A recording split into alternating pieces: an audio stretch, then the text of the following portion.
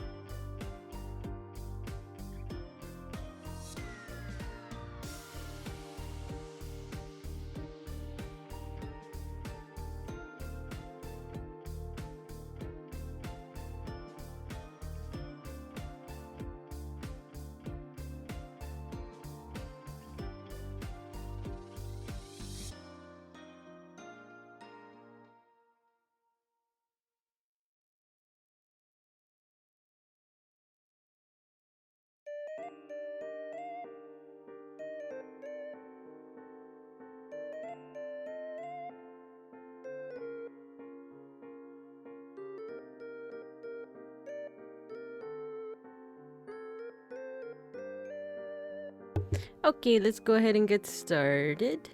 I'm gonna go over to my hand cam screen. Hello? Yay! Alrighty, so hello everyone. This is Babinka Bear, artist, historian, and art historian, and Sun Bear PNG tuber. Today, we're gonna actually be finishing off our Peachtober POSCA marker art. To those who don't know, Peachtober was one of those like drawing challenges for the month of October. I didn't do all 30 days, of course. It's really hard for me to do drawing challenges that are like one drawing a day. I don't know, I just fall out of the habit. But to show off what we have so far, we have Bee Bear, we have Cosmo Bear, we got Sweets Bears, we got Grub and Sprig Bear. You can kind of see the sprig at the bottom over there. This one I didn't color on stream. I actually just finished like 30 minutes before I streamed, but the theme for this one was eyes, and I don't know how I feel about this one, cause I think I wanted to like make the bear a weird color, because I was like, oh, there's so many colors that I do use, but there's so many that I just never use, like the greens. So I was like, oh, why not make a green bear? And I don't know how I feel about it. It reminds me of like the Jolly Green Giant, but like a bear. But obviously like the point was supposed to be like, or the focus is supposed to be the eyes. But I don't know. I don't know how I feel about it. So, but yeah, there's Eyes Bear, and then this is Dream and Crater Bear. Oh, and that's the one. This is the one that we're gonna be working on today. The theme for this one is citrus and blue. So I'm gonna draw this little bear shocked at a blue lemon or lime, limon, whichever. And then the last one that I want to do was like spooky, but it came out as more of like an homage, I guess, or a reference to Digital Circus. But yeah, the main reason I actually wanted to do like one last POSCA stream is to, one, finish off this little guy. But for two, I wanted a thumbnail to use, or an image that I could use as a thumbnail, because I actually upload excuse me, I should have muted, but don't worry, that's not sick cough, that's saliva went down the wrong pipe cough. But yeah, I upload all of my VODs to my YouTube channel, and I try to have like custom thumbnails for each and every one of them. And then for a lot of my art streams, I've been using the same one. It's just a little picture of me with a little red beret, like a little artist hat. And I've been using that. But most recently, I've been wanting like not individual, but like specialized thumbnails for stuff like pixel art, which I did make. I did make one, actually. Let me see if I can upload that one right now. image. I made a like a little version of myself in pixel art, but it's kind of derpy looking, but I kind of like it like that. It's almost kind of charming. IMO, in my honest opinion. Imho, in my honest opinion. Let me see if I can get it. Art. Here we go. There it is. That's me, but pixel art. Or should I just put it over my own face, like I'm wearing a mask? But yeah, this is like the pixel art version of myself. Should I like leave this here somewhere? How about there? Nah, that's where the alert is at. You know what? I'll just hide it for now. And if people want to see it, they can request to see it. But yeah, so I made that little bear for my thumbnail for every pixel art stream, but I realized I don't have one for POSCA markers. So I actually turned this sketch into me, kind of. The only thing it's missing is my little eyelids, but I added the little earrings, a little tuft of hair. So I'm thinking I'll just draw this as if it's me. That wasn't the original idea, but F it, we ball. I'm gonna draw it as me, and then I think I'm gonna use that as the thumbnail for all of my POSCA marker streams. Even though this might actually be the last one for a while. Maybe, we'll see. Just because I wanna you know, let's get to drawing, to painting, and then I'll explain myself a little bit more. But let's just go ahead and get to drawing. So one of the main problems though is that I don't really have a marker that matches my color. Like here's what I'm working with. Like I feel like the brown for my little snout, and then there's this cool color. This is actually one of my favorite colors, but it's more so for my eyelids, right? Wouldn't you say this matches my eyelids a little bit more? So the closest I have is actually this purple, but it's a bit too bright, so I don't know. Maybe we'll mix and match. Maybe like mixing the colors will help, but let's just try it out. Actually, my eyelids aren't even here, so maybe I can do. Hi, Kudaketa. I'm we're finishing off Peachtober. I realize I already have like a little mark on my finger. I'm doing good. We're finishing off Peachtober. We're drawing this little bear, but as me. The only thing is I don't have a Posca marker that matches my fur. So, well, we're gonna try our best. We're gonna try our best as always. But which one do I start with? Well, let's actually start with this one. But how are you doing, Kudaketa? How have you been since we last conversed on stream on your what is it, Binding of Isaac stream? That was fun to watch. Like, I've seen that game. Like, I've seen other people play that game. Or not a lot, but I could have sworn, I know we talked about it on your stream, I could have sworn that I saw like a version of that game that's like a flash. Like a, I don't know, it just reminds me of like the early 2000s for some reason. But maybe it's always been just like a, just like a cool PC game, never like Flash. But I don't know why something about it just reminds me of that time. Oh no, a fever after uni, but okay. I'm hoping, yeah, get some rest. Get some rest. If hopefully if you're watching this, you are doing it while, I don't know, in bed or at least resting. But also I don't want to tell you what to do, but yeah. Hopefully you're getting that good rest. Cause yeah, I know lots of people have been getting sick. I don't know if it's just the weather or just something in the air. And you know what? I'm gonna draw myself a little naked. That's the cool thing about being a bear. Technically, I'm never naked.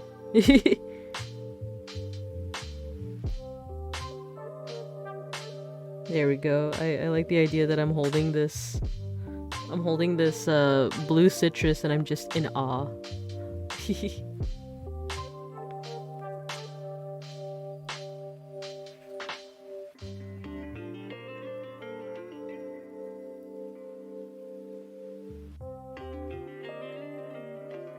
let's get to or maybe I should, let's start with the Like that outline is done, but let's actually start with this, just so I remember where the lines are.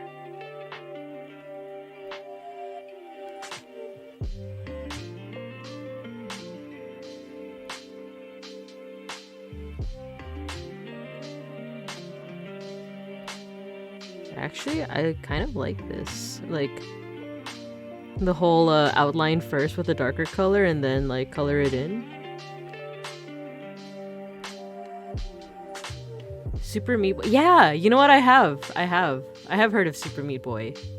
I think my partner played it, but it was back when it was like what was it? He has that thing where like on Xbox, you get like a free game like every month. I think for a while Super Meat Boy was like the free Xbox is a Game Pass, and he played it, but I think he told me that it is like an older game. Maybe that's what I'm thinking of. Maybe that one was. I don't know. Did the creator ever make like a Flash game? Because it just has that vibe somehow.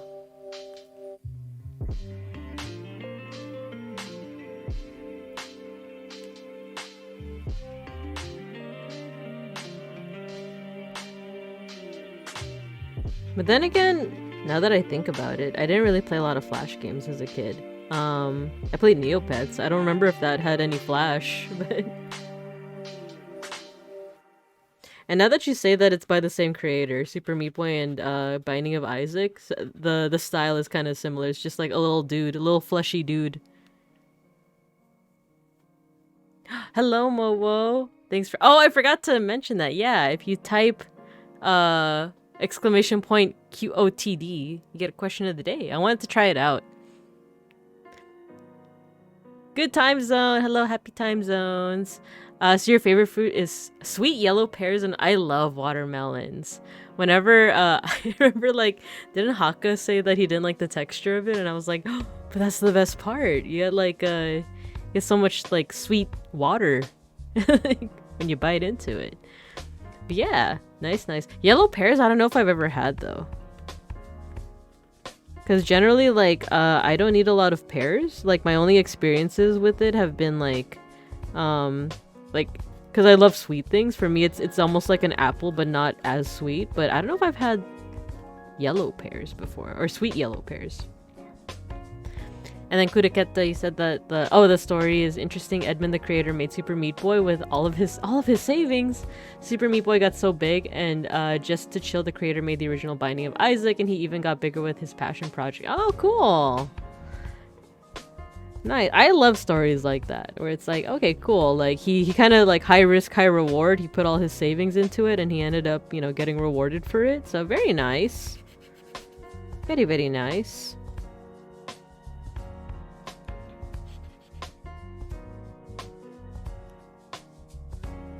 Watermelon is a good source of water. That sounds very like, like if you pay attention to the name, it's like, oh yeah, well duh. But also, like, I guess watermelon isn't always translated as watermelon in like other languages. Because like it makes sense. It's one of those things that like makes sense in hindsight. It's like, oh yeah, because it has so much water in it. It like reminds me of like cabbages. Cabbage is just like, or is it lettuce? I keep mixing up the two, but like crunchy water. Actually, yeah, watermelon is also just crunchy water if you think about it.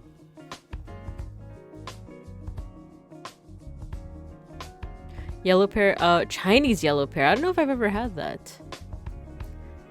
Favorite fruit, probably avocado. Yeah. It's funny because like it's one of those things that like people never think of as fruit, kind of like tomatoes. What is it? It's like intelligence is knowing that tomatoes and avocados... No, wait, what is it? Intelligence is knowing that tomatoes are are a fruit. Wisdom is knowing that you don't put it in fruit salad or something like that. It was I remember hearing that somewhere. Yeah, it's crunchy water. I had avocado and I love it as a drink. Yeah, okay, that's like... I know that's like a source of culture shock for some folks, depending on like where you're from, because avocados, as far as I know, are like native to the Americas. and they're like a savory. They're savory. Whereas like I know in the Philippines and I actually didn't realize that it's like other parts of Southeast Asia. It's a sweet, or like it's, you could have it as like a sweet or a dessert. And yeah, things like shakes. Cuz my mom said that she used to eat avocado with what is it? Ice? Milk. Oh no, I hate how this is getting so blurry. Yeah, it's a sweet thing. Like my mom used to have avocado with I think she said either milk or cream, sugar and ice. And that's like a sweet treat in like the Philippines. But I know that like if you're from the Americas, that's almost like, what? Avocados are supposed to be savory. So you've had the avo latte. I I don't know what this reminds me of the stream with Vesper and Bay, where he got mind broken by the avo latte. Which, like, I don't know about serving it in the avocado rind. I think that's the part that's like, I don't know about that, Chief. But like, but that as a drink like does not sound too bad actually. I'd be down to try it, is what I'm saying. Cause yeah, I know that there's avocado ice cream.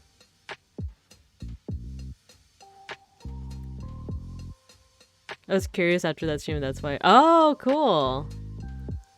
Some did make it with shakes. Usually they add, oh, chocolate. Oh my god, I'm a... Excuse my wording on this, but I'm such a hoe for for chocolate syrup. It's one of those things that I like grew up with. It's like a comfort food, almost. Like my dad, his like go-to dessert, for some reason, I don't know why, his go-to dessert was banana split. It was just like ice cream with like bananas in it, but he would also put like chocolate syrup. Sometimes a cherry, but I don't really like cherries. Well, cherries are okay. To use the avocado rind as the cup on the avocado. Yeah, right? Doesn't it? Like, if it's just a regular avocado drink, it seems fine. But to use the rind, like, I think that's where I draw the line.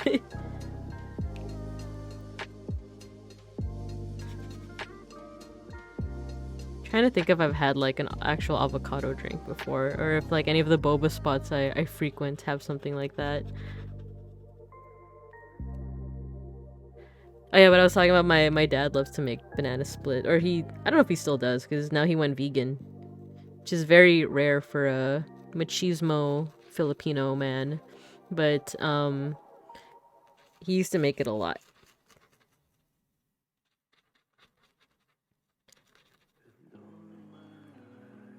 Hey, Mega Bronson. Hello, hello. Oh, wait, is my model? Okay, yeah, my model's moving. Hello. We're talking about... well, so I'm trying to do this new thing called Question of the Day. I got the idea from another... one of those guys that does, like... If you're a beginner streamer, here's some tips. And he recommended a Question of the Day. So if you... who's... Wait, what? Who's the Chucky Bear on your... Oh, that's Beans. That's my partner. He also streams occasionally. He hasn't done it recently. But, he's my IRL partner. Usually he's like... Whenever I stream, he's usually like right next to me. But right now he's in class. He also streams as a bear. That's his model. Yeah, if you ever hear me talk about someone called Beans or Beans the Bear, it's my partner. Yeah, and then Mega Bronson, yeah, we were talking about avocado lattes. That came from the question of the day thing. So if you type QOTD, you're gonna get a question of the day. Feel free to answer it. And we were talking about like avocados. It is technically a fruit, right? Oh no, where is the bot? Dang it. Oh, there you go. It's a little late. It's a little late. Stream elements, come on. Oh, that's interesting. Is Stream Elements not showing up on my actual... The bot doesn't like you. Oh no. But yeah, the question of the day is, I'll just say it too, is what's your favorite fruit? I thought I updated it, but it's supposed to be like, what's your... what's your favorite fruit, but also do you have like an underrated fruit? Like a fruit that like think more people should give a chance to. Yeah, Momo said sweet pear. Right, Chinese sweet pear, which I've never had. I'd be down to try it. And there was something watermelon. And then Kureketa said avocado. And then we were talking about, there was a stream of one of our favorite streamers, Vesper, where he got mind broken by a Zoomer telling him about avocado lattes. Which I was saying is like, you know, if you're Filipino, like the idea of avocado as a sweet dessert isn't that strange, you know? I'm gonna guess that Chinese sweet pear is the same as Asian. I don't know, actually. I don't know if Moa was able to answer that question. Are they the same thing? Because I've definitely had pears before, and I thought they were just kind of like same-ish texture as an apple, but different. I'm gonna get more pigment out of this. Hi, Sime. Hello. How you doing? We're talking about fruits. Both pit fruit. We turn it into ice cream. Yeah. I don't know if I've ever had avocado ice cream. No, there's not enough pigment.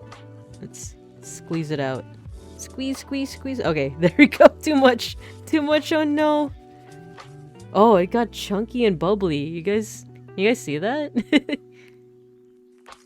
You're in mid-work? No worries. Durian ice cream I've never had. I kind of want to.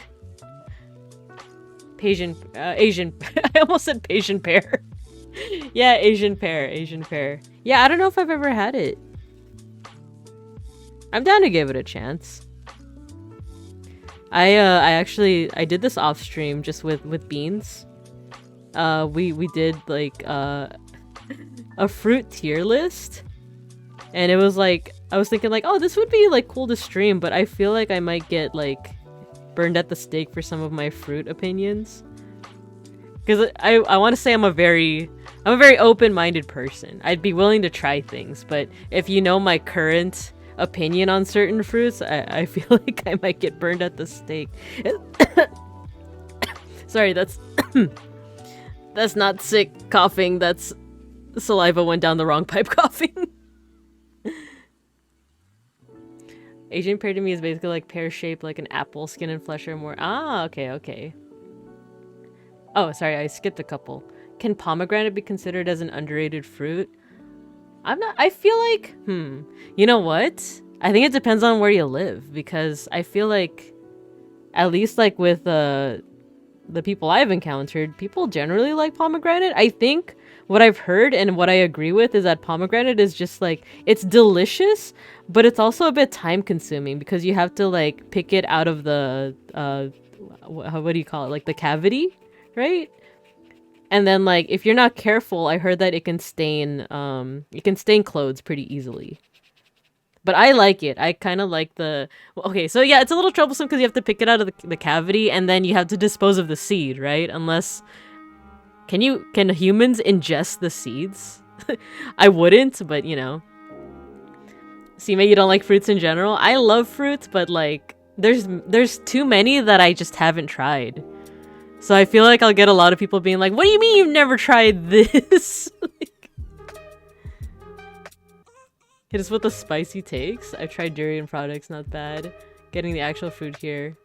The seed is edible for pomegranates? I don't know if I've ever tried durian. I'd be down. Like I said, for a lot of things, I feel like I'm open-minded. I'm open-minded to it. Alright, you know what? I'll do the tier list at the end if I'm not too tired. I'll do the tier list at the end. I think it's not even a spicy take. I think it's just that there's so many fruits that I just never tried. And some of them are like, what do you mean you've never tried this before? Because I remember that's how Beans reacted. He was like, there's no way you've never had blank. Ah, okay, so yeah, so it sounds like the seeds of the pomegranate are edible. But for me, I don't wanna. I don't wanna. I don't want to eat the seeds. I do like the pomegranate itself. And whenever I think of pomegranate, I think of there's like a Greek myth, right? The Greek myth of Hades abducting Persephone. And she's like freed from the underworld, but she accidentally, or she's like convinced to eat pomegranate seeds. And for each pomegranate seeds, she has to like go back to the underworld for each month or something like that. So she eats like 6 pomegranate seeds and jackfruit is curry. Sorry, I'm missing a lot of chat messages. Remember eating the seeds as a kid? Oh yeah. Importing durian is kind of prohibited because of... Oh, really? Actually, that makes sense. That makes sense. Jackfruit is I know a good... I was gonna say I know a good amount about jackfruit. I don't. I've had jackfruit before because it's a pretty easy meat substitute. So if you're vegan, most likely like you've had jackfruit before. Because like the consistency is kind of like pulled pork if you cook it the right way. I made the same complaint as a wee lad that I didn't like pomegranate because of the seeds and everyone was like, just eat it. Okay, so quick question for folks. The core of an apple, can you eat that? Because one time I remember like me and Beans were just chatting and we were talking with each other and he was eating an apple. And I remember looking away and then looking back and the apple was just gone. And I think we were outdoors and there wasn't like a trash can next to us. So I was like, oh, what happened to the apple core? He was like, oh, I just ate it. Like, I was just like flabbergasted because I thought, first of all, I thought you're not supposed to eat it. And also like texture wise, isn't that kind of gross? Like, yeah, Beans does. The little bear that's being pet right next to me. Like, he ate the apple core. Yeah, that's what I heard. I heard that there's like arsenic or something. There's like some kind of toxic material in the seeds. But I also heard that it's not enough to really like kill someone. Like you would have to like eat a whole bunch of apples in order for it to like kill you. But he ate the apple core. And I just remember being so flabbergasted because we were literally like mid-conversation. I look away, I look back, and the apple core is gone. And he just tells me that he ate it. This is in no way any kind of slander against him, by the way. I just remember just being like, huh? What happened?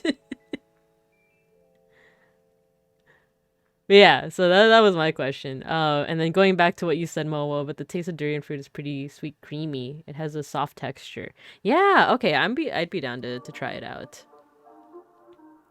Apple cores are a social construct. Imagine it actually is like highly toxic and he just ate it like nothing. Like he has the secret to like, you know, anti-toxic stuff in his gut. He has to be studied by, you know, scientists or something, but here he is, or he's not here right now, he's actually in class. But he's sitting in his class right now with the secret to like anti-arsenic toxicity in his gut.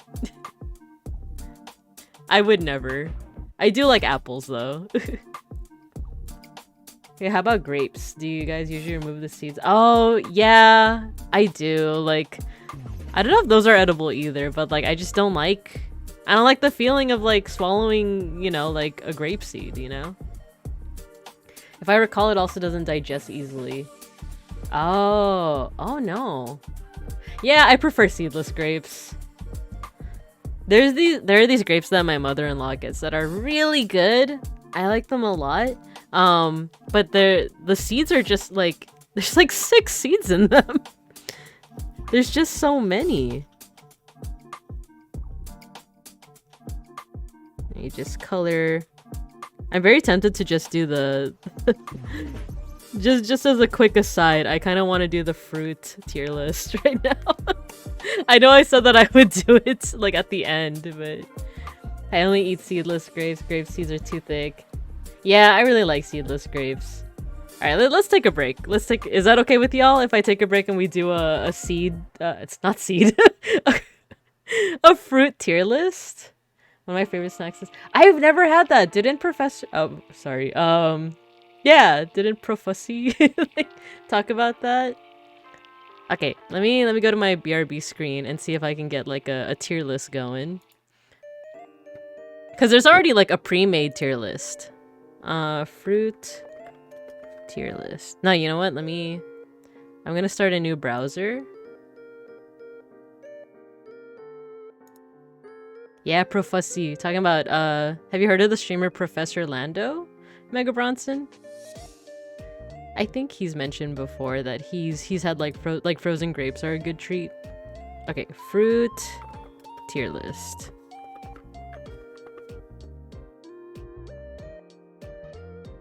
I did rate him, yeah. Oh, but it was unfortunate because when I rated him, there was something going on with either Twitch or his internet, and like that was just kind of that stream was just very like skippy. Okay, come on, let me see this tier list. Frozen grapes are great for wine. I like white wine. Okay, let me see. Yeah, I think this is the one. Okay, let me see if... Should I make a new scene? I actually don't have like a specialized screen for like sharing stuff on like a browser. Oh, and there's an ad on it too. Come on.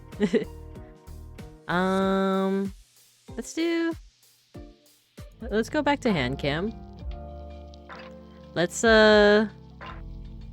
take away my actual camera for just temporarily. Take that away. And then make a new browser source. Window capture? Browser? Browser.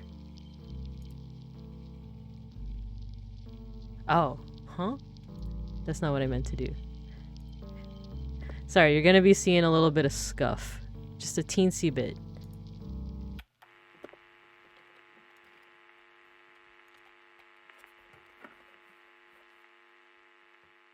Window capture?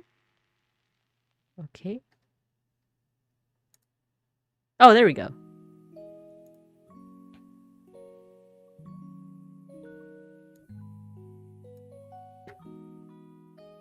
What if I put it like this way? There we go. Okay. Okay, let's do this. Oh no, what if I get roasted? What if you guys hate me? Okay, so green apple, let's do... It's either S or A. No, it's S. I like sour things. I really like sour things a lot.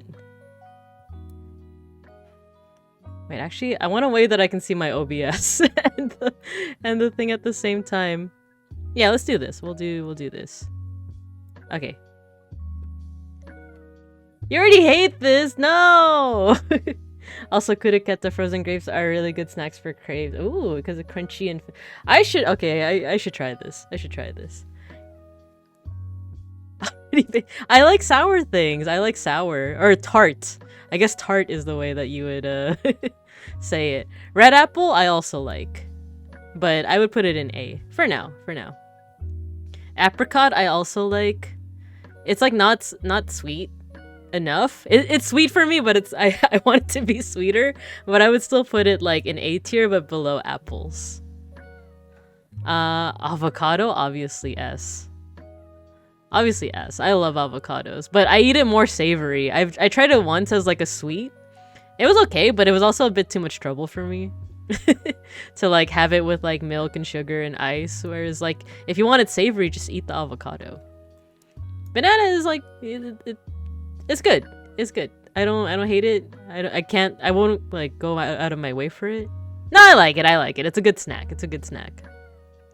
Okay, this is where we get into like some things might be controversial. It's probably gonna be really mid. Like I'm overreacting right now and thinking that you guys are gonna hate me, but I feel like some of these might actually be like not that bad. Blackberry I like, but I don't like the texture. I don't like the fact that it's a lot of berries in like a small amount of space. Does that make sense? Like and like when you bite into it, sometimes there's like you eat a lot of the seeds. I don't know. There's something about that that I quite don't like, but I like the flavor and I like the sweetness. So I'm gonna put it in B tier. Blackberry's overrated? Yeah, I like it as like a juice. Have I had blackberry juice? Just like some kind of berry juice, I like that. But the texture of the actual fruit, not so much. I don't think I've ever had blackcurrant. Yeah, I actually have no idea if I've ever had it. Blueberry, same tier as banana. I like it. It's sweet. Texture itself, I would still put it at the end of A because it reminds me of blackberry, but I like it. Yeah, it has a weird like crispy texture. Okay, cantaloupe. This is like double S plus tier. Cantaloupe is my favorite fruit. Cantaloupe and strawberries, which we're gonna, where is it? Cantaloupe and strawberries are like my top favorite. This is like super comfort food for me. I think this is one of those like, it's one of those like your parents like don't apologize. They just cut fruit. Cantaloupe was the fruit that I grew up like eating a lot. Not necessarily when my parents wouldn't like necessarily apologize to me for anything. Oh, I can make an extra tier? Ooh. How do I do that? I've never done a tier list before. Huh? Oh, add a row above. There we go. Should I name it like Omega? Hey, let me name this. Let me name it. Omega love. Make it Schmurple. There we go. Yeah, cantaloupe, man. I love it. I love it. I'm just gonna go ahead and put strawberry there too, by the way. Those are my two big favorites. No worries, Mowo, no worries. I don't think I've said anything too controversial yet. Okay. Coconut, I love coconut flavored things. I have like coconut scented shampoo and like I love coconut scented things. Cantaloupe is same as I don't know what rock melon is. Maybe what's rock melon? I could look it up. Oh, it is? Okay. I've never heard it referred to as rock melon. That's pretty interesting. So coconut I like, but I don't know if I've ever actually had like raw as the fruit. Like I like coconut flavored things, but I don't know if I've actually like had it. This is where it gets like controversial, right? Like this is one of the things that like I don't know if I've ever actually had. But I like it. Does that count? Can I just put it here? Oh, it's usually called rock melon in the okay, cool. Good to know. But yeah, does that count? Like I love coconut flavored things like buko pandan. Like I love that. But I don't know if I've ever actually had like it raw like this, you know, with the husk and stuff. Even the juice, you know how like you can like stick a straw or something and you can like poke a hole in the coconut and drink the juice. I don't know if I've ever actually had that. I like the artificial version of this fruit, so A. Yeah, that's essentially what I'm saying. Maybe this is another controversial one. Cherries? Nah, you know what? It's A, but it's like in between banana and cherry for me. I like the flavor, but here's the thing with cherry for me. I had cherry flavored medicine first before I actually had cherry fruit. So I always associate the flavor of cherry with medicine. I don't know. Is that like is that weird? And because of that, like even like candy cherry, like it just reminds me of medicine. But I do like the flavor. Yeah. The coconut shavings on most of, oh, in that case, yeah. Then I've had coconut before. Yeah. Then I like it. That's how I feel when I tried Dr. Pepper. Cherries made Dr. Pepper so. Oh, okay. I do like Dr. Pepper, but I don't know. It's the medicine thing for me. Like these I can unabashedly say that I like, you know? But here, like the later A's where it's like, I like the flavor, but like there's just one thing that kind of bugs me about it. Oh no, I'm sorry, but cranberry, I'm gonna have to put in D tier. I don't really like cranberry. Is even like cranberry juice, I don't like it. I don't like the flavor. Maybe one day cranberry will change my mind, but I don't like it. Yeah, actual cherries aren't bad. It's not bad. It's just that I associate it with medicine. So I don't know. Craisins? Have I had have I had craisins? I don't know if I've had. Maybe. I don't know. Cranberry's only good with certain alcoholic beverages. That I'd like to try. If any of these that I rate low are good with like something else, I'd want to try it. Craisins and salad go hard. Have I had craisins? Maybe. I don't know. Dates. Beans loves dates. Little bear next to me, he loves them. He like the only thing that kind of bugs me about them is whenever he finishes, there's like a seed on the inside, right? I don't know if I've ever like ate it that much, but right now I'm gonna put it in C tier because it's like I like it, but I wouldn't go out of my way for it. That's what I consider C tier. I like it, but like if I had a choice like between that and another fruit, I would most likely have the fruit. Is he an elderly? He likes dates, yeah. The only thing is that like when it's just like the seeds left, it out of the corner of your eye, if you have like a container of like dates next to you and like the seeds out of the corner of your eye, it kind of looks like a cockroach. I don't know. Like dates are super sweet. Yeah, it has a bit. Yeah. He leaves behind the seed, and like if you have just like a little case of them, sometimes out of the corner of my eye, I'm like, what is that? What is that? Date of insomnia file, so I can't eat them. I'm unfamiliar, but I'm willing to look that up. Okay, yeah, dates. I haven't had too many of them, but I wouldn't go out of my way for them, but they're okay. Go to sugar boost, especially on fasting month. Ah, that's cool. That's good to know. I'm always so curious about that, like what helps you get through Ramadan.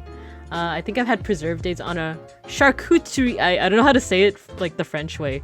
Charcutier. Charcuterie. Okay. Maybe preserved dates are the way to go. Dragon fruit I like. I like this one a lot. I'll put it like... I'm trying to think, because I really like bananas. Maybe here. It's like bananas I have way more often, and dragon fruit I don't have it as much, but I like it. Dates milkshake. That's interesting. I'm curious. Yeah, dragon fruit I've only had a couple times in my life, but I like it. That's the thing. Whereas bananas I have like I have way more often and I like it, so I don't know. Between these two, I don't know. Yeah, I also get the dragon drink at Starbucks. Good to get that. I also get it a lot, so I don't know. Maybe I'll tier it just a little bit up. Just a little bit. You know what? Yeah, it's like a treat. Since I haven't had it that much, it's like a treat. Durian, I've unfortunately never had. Figs, I like a lot, actually. Where do I put it here, though? I'll put it right under banana. Prefer the pink ones instead of white because it's much more sweeter. I think I've only had this one. It's good. I like it. I feel like I'm starting to talk like Randon a little bit. Oh no. No. The way that he's like, it's good. It's good. No, okay, I'm gonna stop that. I have to stop that. Yeah, okay. So Mega Bronson, I've heard what you, decayed wasp. I heard about that, right? Like, legit the fruit is made out of decayed wasps. Wasps? I still like it though. I think we've had this conversation. Does that mean it's not vegan then, you know? You know, what if I send this tier list to Randon? Okay, judging off the animal one, he'd do a massive shit post. He'd like like I don't know, anything that like the Randonites love, he'd probably tear down to like D or something. I don't know if I've ever had gooseberry. They look good. I don't know if I've ever had it though. But yeah, figs I like fig Newtons. I like the texture. It's like kind of crunchy. I think it is the decayed wasps. If you consider insects vegan or not. From what there's like a video on it. There's a video on like if it's not even like it's not wasp parts. It's that the fruit itself like absorbs the wasp and produces the fruit on its own. So that I don't know. But I like it. I like the crunchiness of figs. I think it could just stand to be a little sweeter. You know what? I'm gonna... Okay. I keep using like banana and cherry as like the separator. I think I'm just gonna put blueberry here and cherry. Let's see if I can explain what the tiers are. So Omega Love, these are my favorites. S, I really, really like it. A is good. Like, I have to stop saying is good. Like, okay, so A, yeah, it's tasty to me. I like it. It's a nice treat. B is like, I like it, but there's something about it that bugs me. Just like, it's one thing, but I'll still eat it. Dates are like, it's good, but I'm not gonna go out of my way for it. And then D is, I don't like it. Like, is that fair? Is that, or should I change these? No. We'll keep it like this.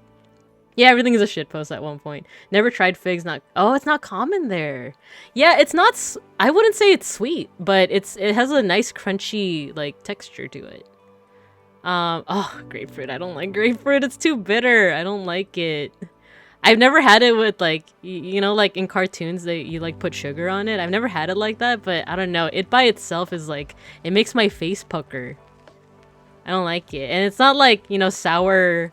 Like lemon or lime, where like at least it's sweet along with sour. I don't know. I don't like it. I don't like it. Grapes, A, yeah. Both grapes. I think I'll tier white grapes slightly higher. Fig at the end because like I like the texture, but it's not sweet enough. I'm so sorry. I'm so sorry, grapefruit bros. I'm sorry. The ones that I've had are super bitter. I can't. Kiwi? B. Yeah, very sweet. I like it, but it's a bit troublesome to like get the peel off. Unless, can you just use like a spoon? I don't know. Like the times I've had it, it's really good, but I feel like it's like eating mangoes. I feel like I'm an animal like when I it's like just dripping and I feel like a mess. Your ancestors seeing you rate the grapes based on color? Oh god. I don't know. They're both the same. I don't know. Like this one, it's like white wine versus red wine. I tend to like white wine because it's sweeter.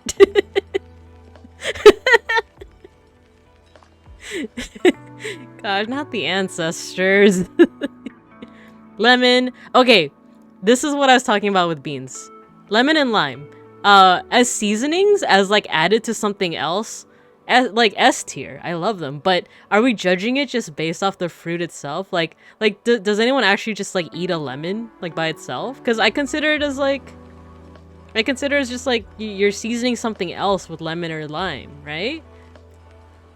Candied lemon, candied lime. I've had those, or lemon flavored candy. Like I love lemon, but like itself as a fruit, is that what I'm rating?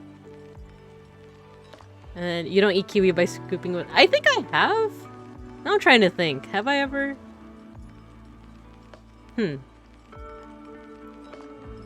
I feel like I don't eat kiwi enough. You put coconut there? Yeah, you're right. You're right. So, S tier. For both. For both. Lemon and lime is sour, but if I added to drink... Yeah, right? Like, I love adding this to, like, Mexican... Any kind of Mexican food. Filipino food, like pancit. Man. Lemon by itself is not that bad. I don't know if I've ever had lemon by itself, other than, like, candied lemon. So... Lychee is good, but it's also a rare treat for me. It's, like, in the same tier as, like, dragon fruit. It's, like, it's a rare treat. Mango is also... Man, it's up there. Maybe here? But it's you know that, have you guys seen that meme? The Twitter meme of like how you feel when you eat a mango, you just feel like an animal. Like it's like you cut it and then you have to eat it off of the skin, but like it's just so messy and juicy. It's like I feel like my monkey ancestors, my hominid ancestors. Just like yum yum yum. My mom would eat lemon with sugar or salt and sometimes soy sauce. That's an interesting one. I've never had it with soy sauce. Is that good? Well, I can't say is that good if if your mom does it, then most likely if someone does it, it's obviously probably good. I just saw a video of a fat monkey by a river eating a mango. It was a complete mood. That sounds like a complete mood. Sounds like a complete mood. I would want to do that. I don't know if I've had nectarine. It looks like it looks familiar. I've seen that pit before. It looks like a peach. Oh, peach is right here. Are they like? I don't know if I've had a nectarine. Orange I like. Yeah, orange, really good. But where do I put it is the question. You know what? I'm putting it end of S tier. Wait, are we considering this the same as no, tangerine is right here. Okay, so S is actually gonna be a little lower. I like orange juice a lot. I was gonna say, so tangerines, like the cuties, we call them cute, or there's a brand called Cuties. Oh my god, I eat that like I was gonna say like crack, but I eat it a lot. But that's tangerine, that's not orange. Orange I do like, but an orange juice I love. Like that's, you know what? You know what? Yeah, you know what? Orange is a nice little treat. I like it. Have I had? Okay, this is where it gets like I think this is where Beans was like, "There's no way you've never had papaya before," but I don't think I've ever had papaya. I'm pretty sure my family had it in the household, but there was something. I think it's like the seeds that like I just didn't want to try it. I don't know if I've ever had it. I think this is the one that he was like, "There's no way." Yeah, okay, yeah, that's what you guys are saying. That's what. I don't know if I've ever had it. Like, if you're asking me. No, I don't know if I've ever had it. Because I'm trying to recall what the flavor is, but. Yeah, I know. I'm sorry. I'm sorry. Yeah, I don't know if I've had one. I don't know. You know what? The next time it's in the household, either in my parents' or in Beans' household, I'll try it. I'm sure you've had it in sliced dessert. Hey, Sushi. Oh, and now you came right at the time that I'm giving my. It's not even a hot take. It's just like, it's just that my failing memory. I can't remember if I've ever had a papaya. My Mexican is coming up. No way you've never tried it. Maybe I have, but I don't know. I just can't recall the actual flavor. But yeah, that was Beans' exact reaction. He was like, "There's no way you've never had papaya." Oh, you've been here. Oh no, Sushi. Oh no. Yeah. No, but exactly what Sushi is saying. I don't know if I've had it, but I just don't remember the taste. I don't know. Next time it's in the household, I'll try it. But for now, it's going in I've never had this tier. Passion fruit. Yeah, this is also like a nice treat. But the thing is, where do I put it?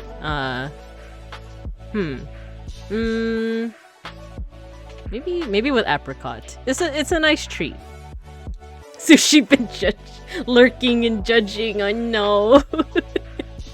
Oh no. I think okay, so peach. I think this is one of those I'm gonna have to unfortunately put in B tier. I like peach flavored things. I like the juice of it, but like I think it's is it peach with the fluffy outer you know, skin? Something about it. B tier is like, I like it. I like the flavor, but there's something about either the texture or like eating it that like, I don't know. It it affects the experience in a way. It's a really unique taste. I couldn't describe it if I wanted to. Yeah, peach fuzz, right? Like it's the fuzz that kind of like interferes with my full enjoyment of it, but I like the flavor. I like the flavor. You're waiting for pineapple? Oh no. I'll say I like it. I'll say I like it right now, but when I get to it, oh man. Pear. I think I'm gonna have to put this unfortunately bottom B tier, just because for me it's like an apple, but I don't like the texture as much. I just don't like the texture as much.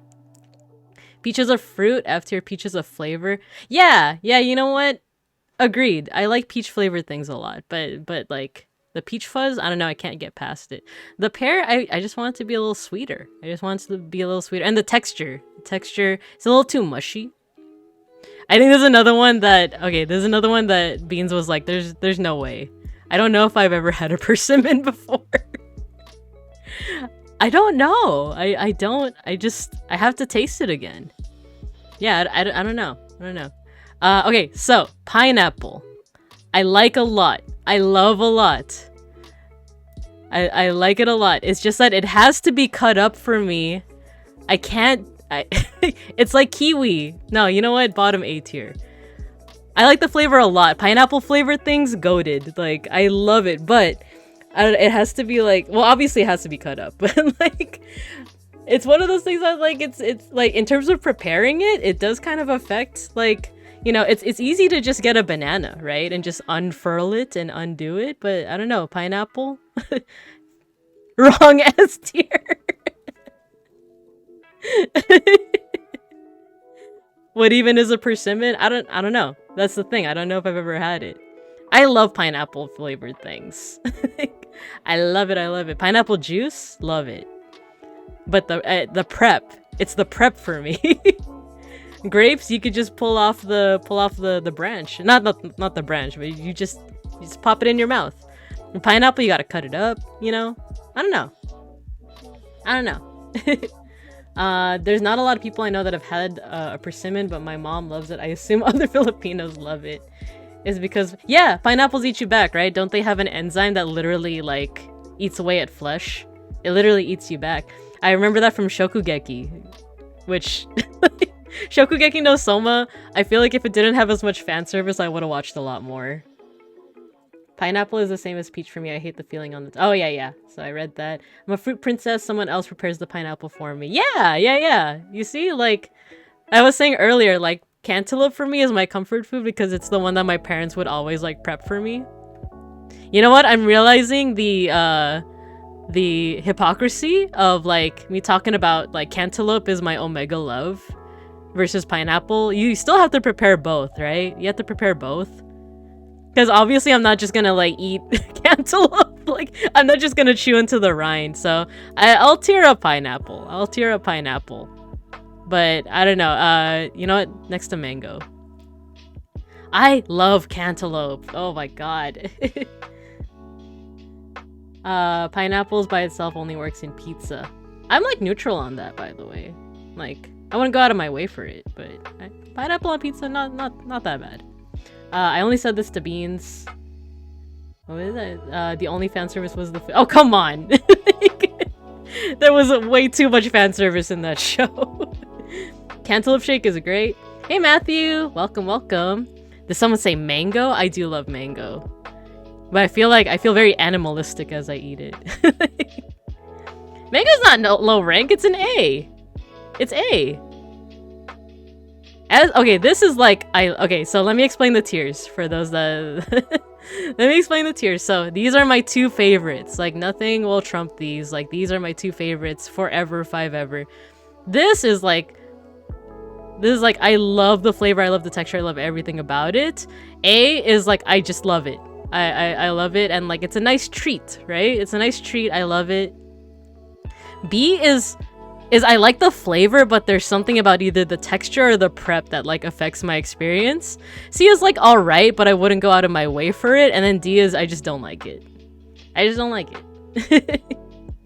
So, like, that's not low. I like mangoes. Like, all of these, I love. These are all, like, nice little treats, right? But yeah. Should be SSR. I never... Kamiguin mangoes? Ooh, I'd be down to try it. Okay, plum. Have I had plum? Is that the one that makes you, like, if you need to go poopsies, like you eat this? Or is it raisins? I don't remember. I had it a couple times. I feel like I like plum flavored things more than I like the actual fruit. But this one, my memory's also failing me. I don't. If you were to ask me what a plum like tastes like, I don't know. Oh, no worries, Momo. No worries. Oh, wait, I missed some messages. Mango is okay in A. Mango is with some... Ooh, chili pepper. Oh, I haven't had that in a minute. Go back home to we have better mangoes. Maybe that's it. Maybe US mangoes just... I still like it though. I still like it. That's the thing. It's not low. It's an A tier. I love it. Yeah, but feel free to lurk. So yeah, like plum is the thing that you eat if you need to go poopsies, right? Like that helps, right? It's so different. Is it like I heard that like European beer is so much better, right? Oh, pomegranate. This is like the poster child for B. It's top B. I like it. It's just so troublesome though. Like you have to get it out of the cavity. You have to like spit out the seed. You have to collect the seeds. Like there's the flavor though. I love it. It's top B tier. Like I love it a lot. Whatever the dehydrated plum is. Oh yeah, prunes. Yeah, that's what people eat to poop. Yeah, exactly. Now this is where I draw the line. It should be A. I love pomegranates. It's just like it's just troublesome to like to like pick it out, and then if you like squeeze it too hard, it could stain. And like I like the flavor. Pomegranate juice. Actually, there's like a pomegranate juice here in the US that like kind of ass, but like the pomegranate itself is wonderful. Eat the seeds? All right, I'll take your word for it. I don't know. I don't I usually like eating seeds. Okay, I don't know if I've ever had pomelo. I don't even know what it is really. Raspberry, pretty similar to blackberry. No, it's a little. No, you know what? Next to cherry. I like the flavor. I like it a lot. I like berry flavored things, you know, like all these. I like berry flavored things. It's a little bit of a weird texture on the tongue. Just a little bit. I like it. Oh no. This was my fear. I'm gonna get destroyed. Chat's gonna destroy me. I've never had red currant or any kind of currant. I actually don't know what that is, so I'm just gonna preemptively put that there. Starfruit. I think I've had this. Yeah, I've had this in a Starbucks drink. All berries are over. Get out. No, I'm just kidding. So like, I love berry flavored things. It's just visit. I do want to visit the Philippines actually. I do want to visit. I've been talking with my half sister about like visiting sometime soon. I do want to. And even the last time I was in the Philippines, I was 6. It's been a minute, so I do want to go. But yeah. You gotta teach me about all the good food takes. Starfruit, I definitely had, but I haven't had it enough to really have that much of an opinion. I've had it in a Starbucks drink. So what do I put it in? I like it. It's sweet. I just can't say I've had it enough. I'll put it here.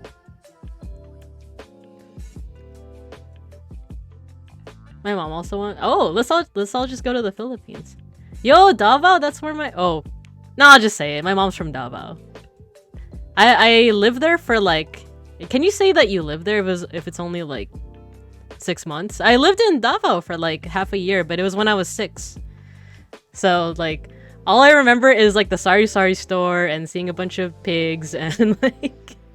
And then like the tricycle and my mom telling me like stop speaking English and like that's all I remember. But yeah, I lived in Davao for like half a year. Pomelo is so good. It's sweet. Oh, okay. Haven't been to the Philippines. My folks have my family also has a house there, but I haven't been. Oh, by Manila. Ask her about pomelo. Yeah, I will. I'll ask my mom about it. Okay, tangerine. Man, I'm addicted. I said it earlier. I'll just say it again. I eat this like crack.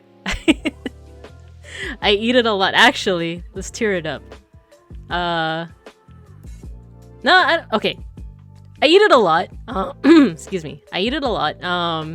There's a thing here in is it? It's not just in America, right? Like it's called Cuties. Cuties. I don't know if it's a brand, but like oh man, like if you just give me a whole bag, I'll eat it until I throw up. Like they're just so easy to eat. Watermelon's also up there. Watermelon is it's definitely an S tier, but like is it more so than avocado? Yeah, it's more than avocado. We call it kiat kiat here. Ah, frozen tangerine SSS. I have never had frozen. Ah, okay. Now, actually, I dare say watermelon is pretty up there. Come on, move. There we go. It's pretty up there.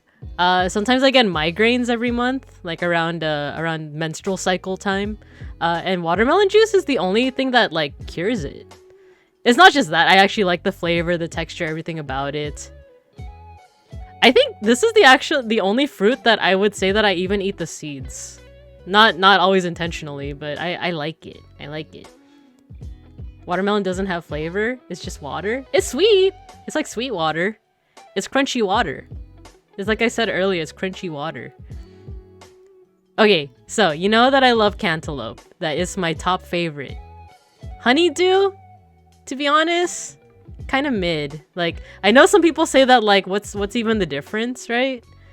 I don't know, for me it's like Cooler Daniel and Daniel, right?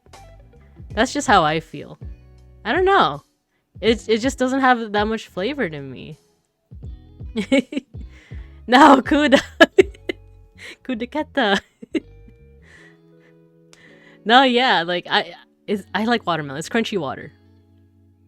Now, once again, watermelon with chili powder. I've had that. That's so good. I have that. Oh my god. The next time the palatero man is like in the area, man, I'm gonna tackle him. But yeah, honeydew, not so much. I don't like it. Ooh, I've never had it with salt. That sounds good. Okay, so this is the one that Mobile was talking about. Asian pear. I don't know if I've had it. I don't know if I've ever had Asian pear before. It seems good, but like, I don't know. Have I had it? Don't know. Just put tahini in every fruit? Yeah. Yeah. Watermelon and chili and lemon. Limon. Yeah. I do love tahini. We actually have some for like the elote. We sometimes beans just gets corn. We just do the elote with the chili, the mayo.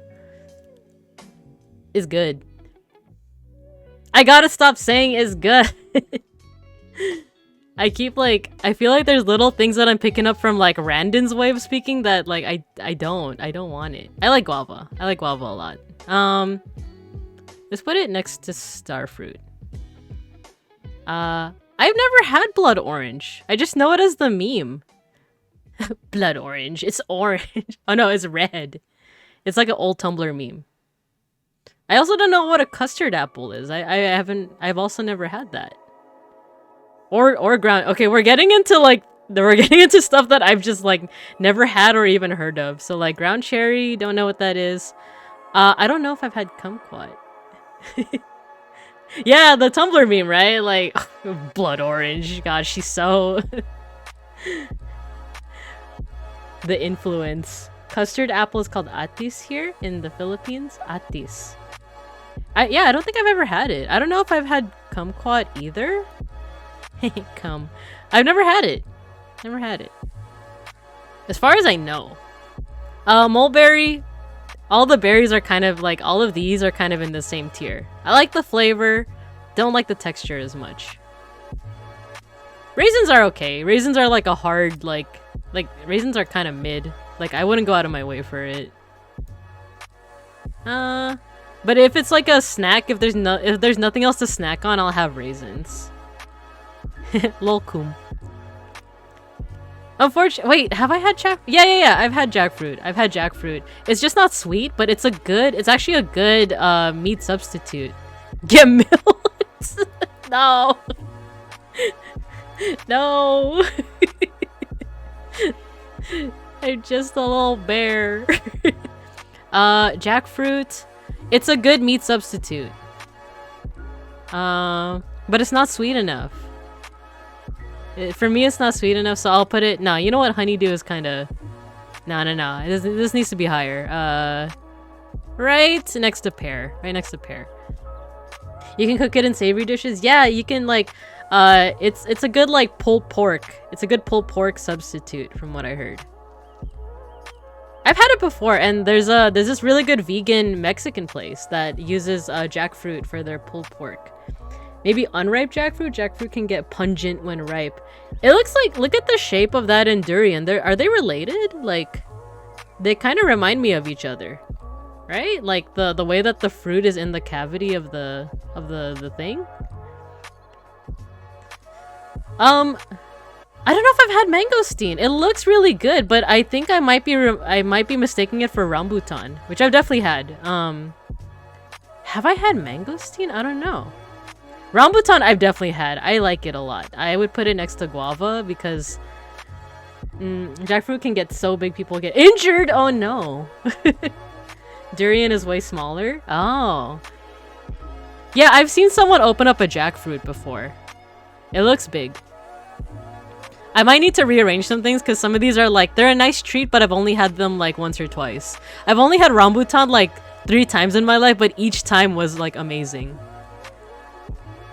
And the sour cherry, I feel the same way about it as regular cherries. I like the flavor, but it just reminds me of medicine.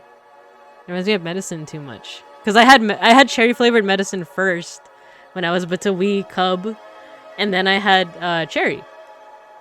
And then because of that, I forever associate cherry with medicine. It's just it affects the experience. So okay, this is the tier list. Let me see if there's anything I need to tier up and tier down. Cancel of strawberry, they stay there. That's SSR right there. I love it. Watermelon, green apple, tangerine, avocado, lemon, lime. Yeah, I'll put avocado at the end because, like, it's good, but like I don't usually have it as like a sweet treat. I have it as a savory thing. I'm getting canceled. No. Jackfruits can be as big as 40 inches. Dang. 40 inches. That's like, it's like 3 feet. Wait, really? No way. Like, that's massive. That's scary. Okay, let's see. So yeah, watermelon, green apple, tangerine, lemon, lime. That's a lot of inches. Yeah, that's like 3 feet. 3 feet and some change. Like a little bit. I don't know how that is in like freedom units, but okay, I feel like I'm gonna need to like rearrange like because I like all these, but some of them are like I've only had twice, and some of them I eat like on the daily. An inch is like in non-freedom units, or sorry, an inch for me is easier for one because I'm American, but about a meter. Oh, 40 inches is about a meter. An inch is this isn't the best way to measure it, but if you look at your thumb, it's like the knuckle of your thumb to the tip of your nail. And if you have long nails, then yeah. Yeah, 40 inches is a meter. Ah, okay. Yeah. So that's about the size of an inch. Okay. If I'm judging just based off the flavor alone, lychee goes up. Lychee goes up. Just off the flavor itself, rambutan goes next to lychee. Actually mango goes pretty up there too. Pineapple, just slightly below. Just slightly below. They're both good. Just flavor. I kind of like banana. You know what? I'm gonna put these 3 next to each other. Banana, orange, red, apple. Just because they're so like... If you grow up in like an American high school or American school system, like you are guaranteed to have like these 3 or these 5. Dragon fruit next to rambutan. Oh, coconut. I love coconut. But like, it's not as sweet. I do like the flavor. I love coconut flavored things. Nah, you know what? Fuck it. Apricot's okay. I'm actually gonna tear down apricot. My only problem with strawberries is that people like to put it everywhere. Not a problem for me. No. Nah, I get it though. It is kind of everywhere. Passion fruit, it's like rambutan where like I've only had it once or twice, but every time I've liked it. So I'll leave this as is. Kiwi, okay, pomegranate stays there. I like it, but it's a little troublesome sometimes to get. Kiwi, maybe I'll tear this up because I think I've mostly had this sliced like in a fruit bowl. Peach is good. I don't like the peach fuzz. Cherry and the berries. Y'all know my thing with that. Jackfruit just want it to be sweeter, but it's good. Honeydew. Honeydew is just okay. So if pears are like pears for me are like this is cooler Daniel, this is Daniel, and then honeydew this is coolest Daniel, and this is like mid Daniel. You know? And then dates, raisins, and plums. Yeah, that's fine. Cranberries and grapefruits I don't like, and then I've just never had these. So, all right, that is the tier list. That is the fruit tier list. I can't believe I spent so much time on this. It was supposed to be like the last thing on the mid-Daniel set. I'm sorry, that's just how I feel about it. Like, up against Cantaloupe? I don't know. Alright, let's get back to the POSCA markers. Hey, put that away. Oh wait, no, that's me but pixel art. Let's do this. But yeah, thanks for joining me on my fruit journey. If any complaints can be addressed to me, and I'm sorry, I've been canceled. I'm sorry, but all right, let's continue with this little bear. I'm gonna do another. What should I do for the eyes? Maybe this. But yeah, any objections, any violent reactions, questions, concerns? We only judged you slightly. You can fix me? Please. Please do. But yeah, I would actually like, since you mentioned like, you know, come to the Philippines and you'll show me the light. That is legit something I've been wanting to do, is like go back to the Philippines, because the last time I went, like I said, I was 6. I could barely formulate thoughts in my head. Maybe now I can appreciate it.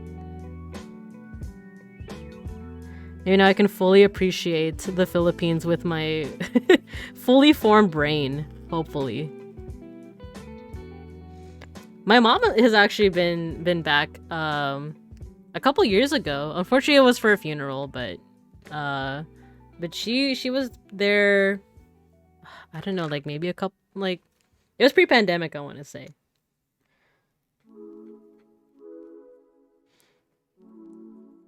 Yeah, if you guys want me to fix my opinions on certain fruits, I'll try it. I'm gonna see if next time I try a papaya, I'll let you guys know. I'll come back and I'll be like, oh, it turns out I did have it.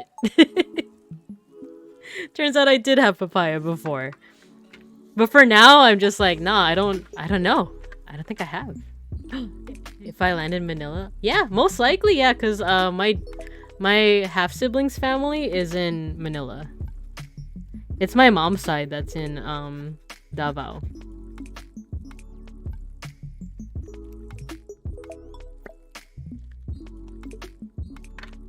Yeah, last time it was in the 90s. What do I remember? I think for me, the Sari Sari store was like, for me as a kid, that was like such a treat. Maybe that should be the next tier list. I know that you did that one, right?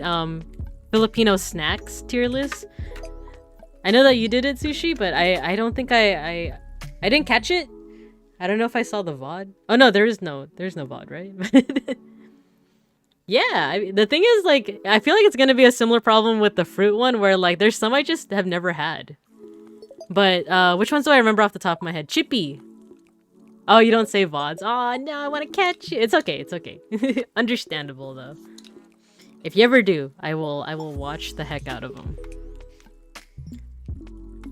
But Chippy, I know there's like 3 different flavors, right? I just remember eating the red one. Whichever one is that the default one? The red ones?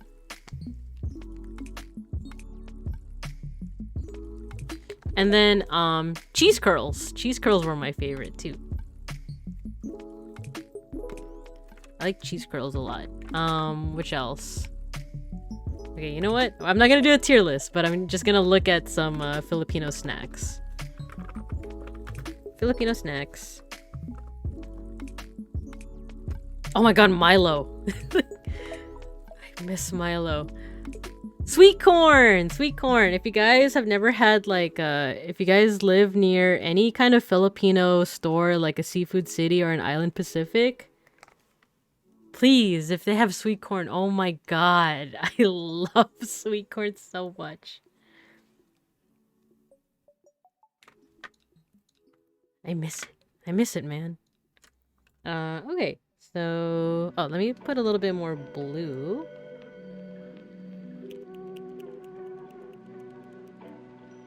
Let me, I don't know, it's so, like, not sharp. You do it in the streets.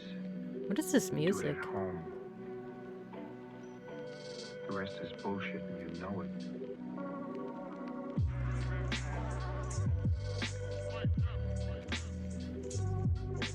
Oh, my cat wants out. Let me just mute for a second and...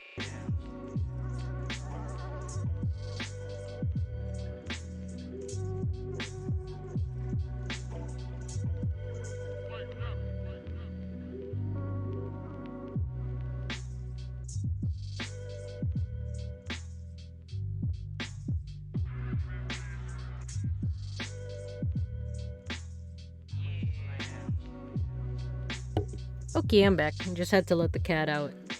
Let the cat out of the bag. Oh yeah, I'm gonna do another layer for the blue citrus that the bear's holding. Ah, you know what? That's a bit too dark. Yeah, so, oh yeah, what caused me to do the tier list is I'm trying out a question of the day thing. So if you want to try it out, it's been a little finicky, but if you want to type exclamation point QOTD, it should give you a question of the day. And it's at first it was what's your favorite fruit, and I tried to change it so that it's what do you think, like what fruit is underrated? But for some reason the bot is being a little finicky. So let me know if it's actually working. Feel free to try it out in chat. In the meantime, I'm gonna just... Let me fill in a little bit more color.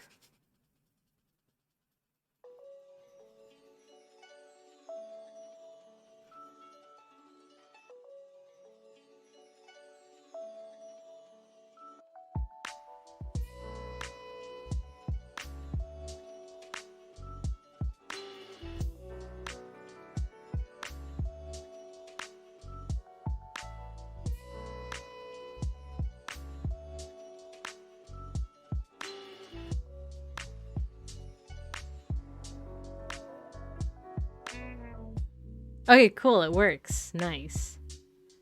In general, I think servers of a lot of services have been kind of rough this day. Oh. Oh, in terms of the bot?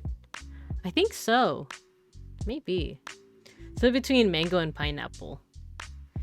I feel like I've had there's definitely like a shake I've had. Or a juice where it's both. Trying to think. Oh, it's what's it? There's like a brand of fruit juice here in the States. It's probably also in like other parts too, where like they just definitely mix different juices together.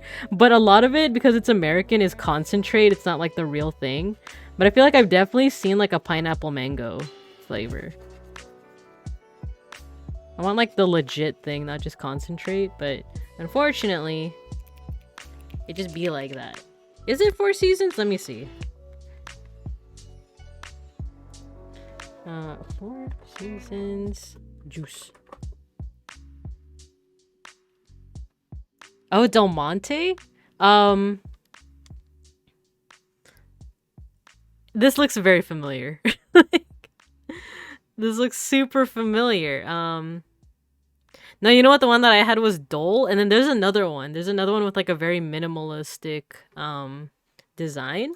I don't think it's 4 seasons, but I feel like I've seen that before. Pineapple mango juice. Not Tropicana. I've definitely had Dole before. But I also heard that Dole is like Like they're kind of yikes on the yard. What is it? Like a Banana Republic type of type of vibe? Maybe it was Del Monte.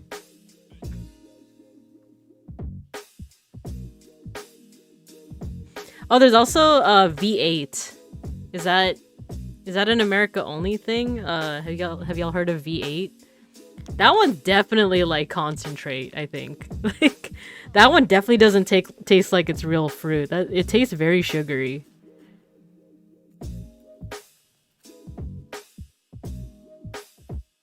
In fact, a lot of the ones I just listed, just remembering how like ultra sweet they are, it's probably concentrate. Artificial as hell. But I did grow up on it. So yeah, V8, yeah. Okay, so yeah, I guess Del Monte and Four Seasons, yeah, like, I don't know if they're the same thing or not, but when I googled it looked very familiar. I feel like if I didn't drink it before, for sure my mom or my grandma like drank it or I saw it.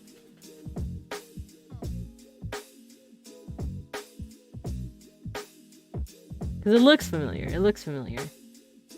But yeah, V8, very sugary. Like, super sugary.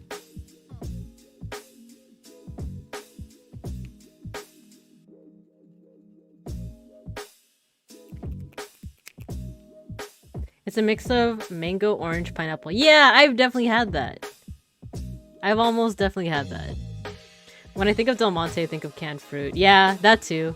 V8 is an American brand, so I wouldn't be surprised they snuck in some high fructose corn syrup for sure. For freaking sure. Like almost for sure. Like that can't possibly be like precious fruit. Like they had to mix it, like they had to either water it down or they had to put like high fructose corn syrups to make up for the lack of actual fruit. I would not be surprised. I would be more surprised if you told me like, oh, actually, it's all like really organic.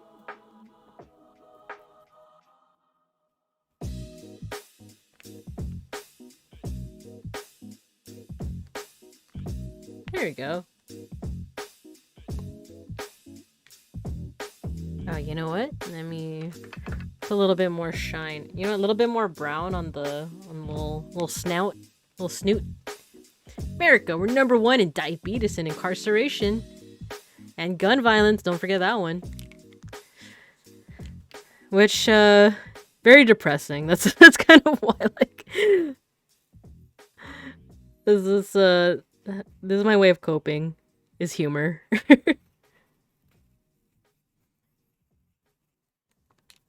There we go. Humor and bears. Little bears.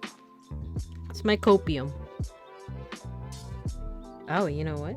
I should put a little outline.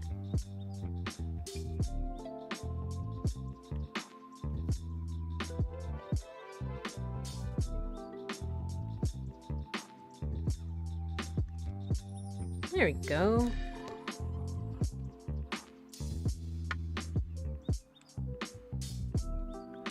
The one relief we get is talking shit about our country. Yeah, and then getting weirdly like prideful when it comes to like comparing to other countries, but only in certain like in certain like contexts, you know? Oh, thank you, Sushi. Thank you. It's my comfort topic is drawing bears. It's a bearable. Would you say that it could potentially become unbearable? But unsub. Let me add some little dimples. And maybe some reflected light. Oh, it's still a little wet, so there you go. Maybe a little bit of shading in the mouth.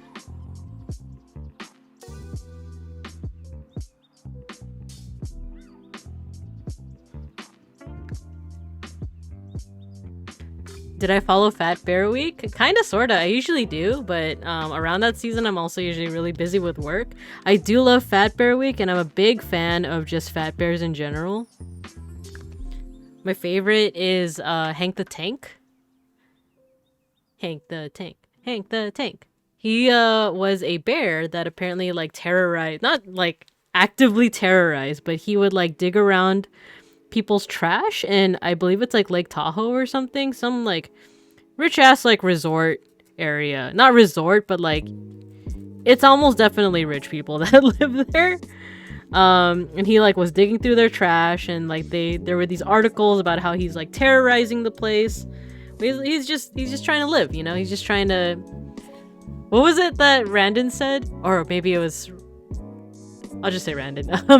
The like, you know, the bears live there. That's where they poop. We came into their place. They should be allowed to you know, be there. Poop. Yeah, we invaded their space. But Hank the Tank, cool thing about him is that he turned out under like after a little bit of investigation, turns out Hank the Tank is actually 3 different bears. They're all just very fat. And if there's one thing that I want you guys to get out of this stream, it's this. A fat bear is a successful bear. That's why actually, if you look at my model, I need to bulk up a little bit more. See this windbreaker I'm wearing, it fits a little too well. But one day, I will achieve success. I will be a fat bear. Just remember that, okay? A fat bear is a successful bear.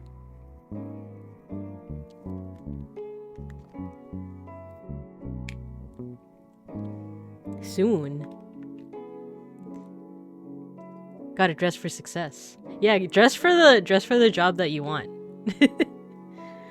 Aw, thank you, Sushi. Is there any bears native to? I can also Sushi. Feel free to answer, but I also think I watch way too many bear videos and bear like info videos. There isn't, as well, at least like modern day. There's no bears that are native to the Philippines, but the sun bear, which I'm a sun bear. It's they're native to Southeast Asia. It's like, it's a shame because it's like everywhere but the Philippines. There's, oh, hello. Oh, let me mute for a second.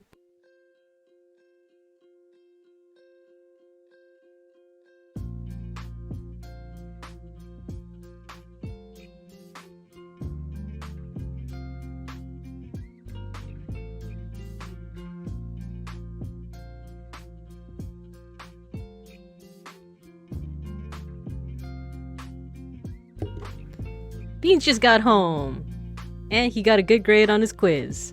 But yeah, there's no bears as far as I know native to the Philippines. There's the sun bear, which is native to like, you know, Indonesia, Southeast Asia, and then there's the the Asian black bear, which you can find in like parts of Japan. And then I think, no, not the sloth bear. The sloth bear is in India, but there's like. The closest would be the sun bear, like I said, and the sloth. No, sorry. Asian black bear, which like that you can find them in Taiwan and parts of Japan, and then the sun bear, which is like Malaysia, Indonesia, Thailand. Those are the closest. And you know what? Since I want to show you guys what sun bears look like. They're so wacky. They're so silly. And catching up on chat.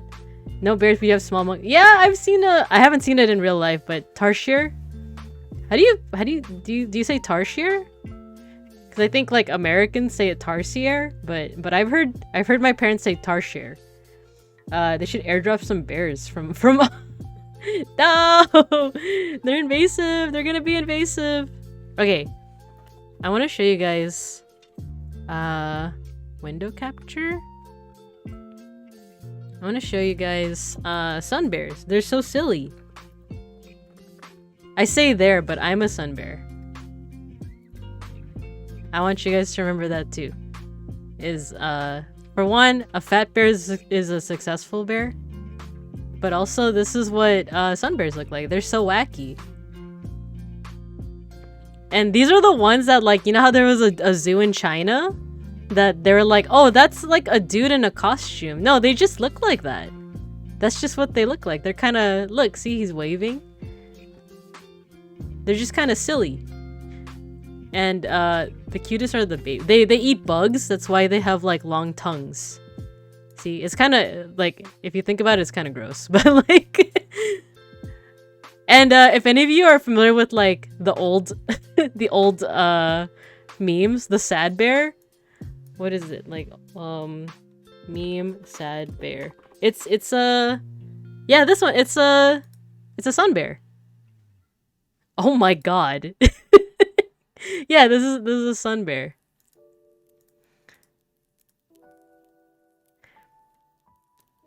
Yeah, aren't they cute? Look like a large. Yeah, honey badgers are sick. I love them. He be waving.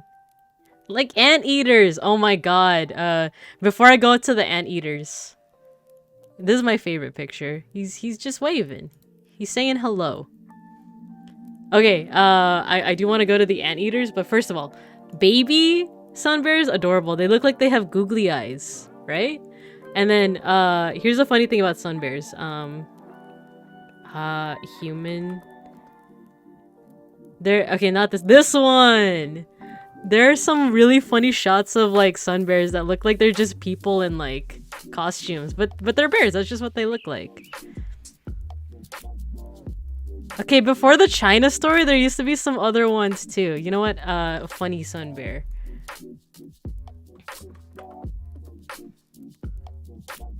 I know, why is the sun bear sad? Don't be sad. No, they're real. Like, he's having a bad time. He's not having a good time at all. This one's having a good time. This one's having a good time. He's having a real good time. This like someone just broke the news to him. I don't know what the news is, but like, I'm sorry that wasn't enough to pass the class. You got a D. No, I can't believe they exist. That's not real. Sun bears look like a mid to late 2000s scene kid. So me, like that's what I look like. Look, this was my favorite. Look. Every picture of a sun bear looks like a human in a bear costume who's doing a very bad job of acting natural. Oh my god, this one! He's not having a good time! This one is so funny because of the knee. Like, this one's vibing, and then, I don't know, something about like the little hood is...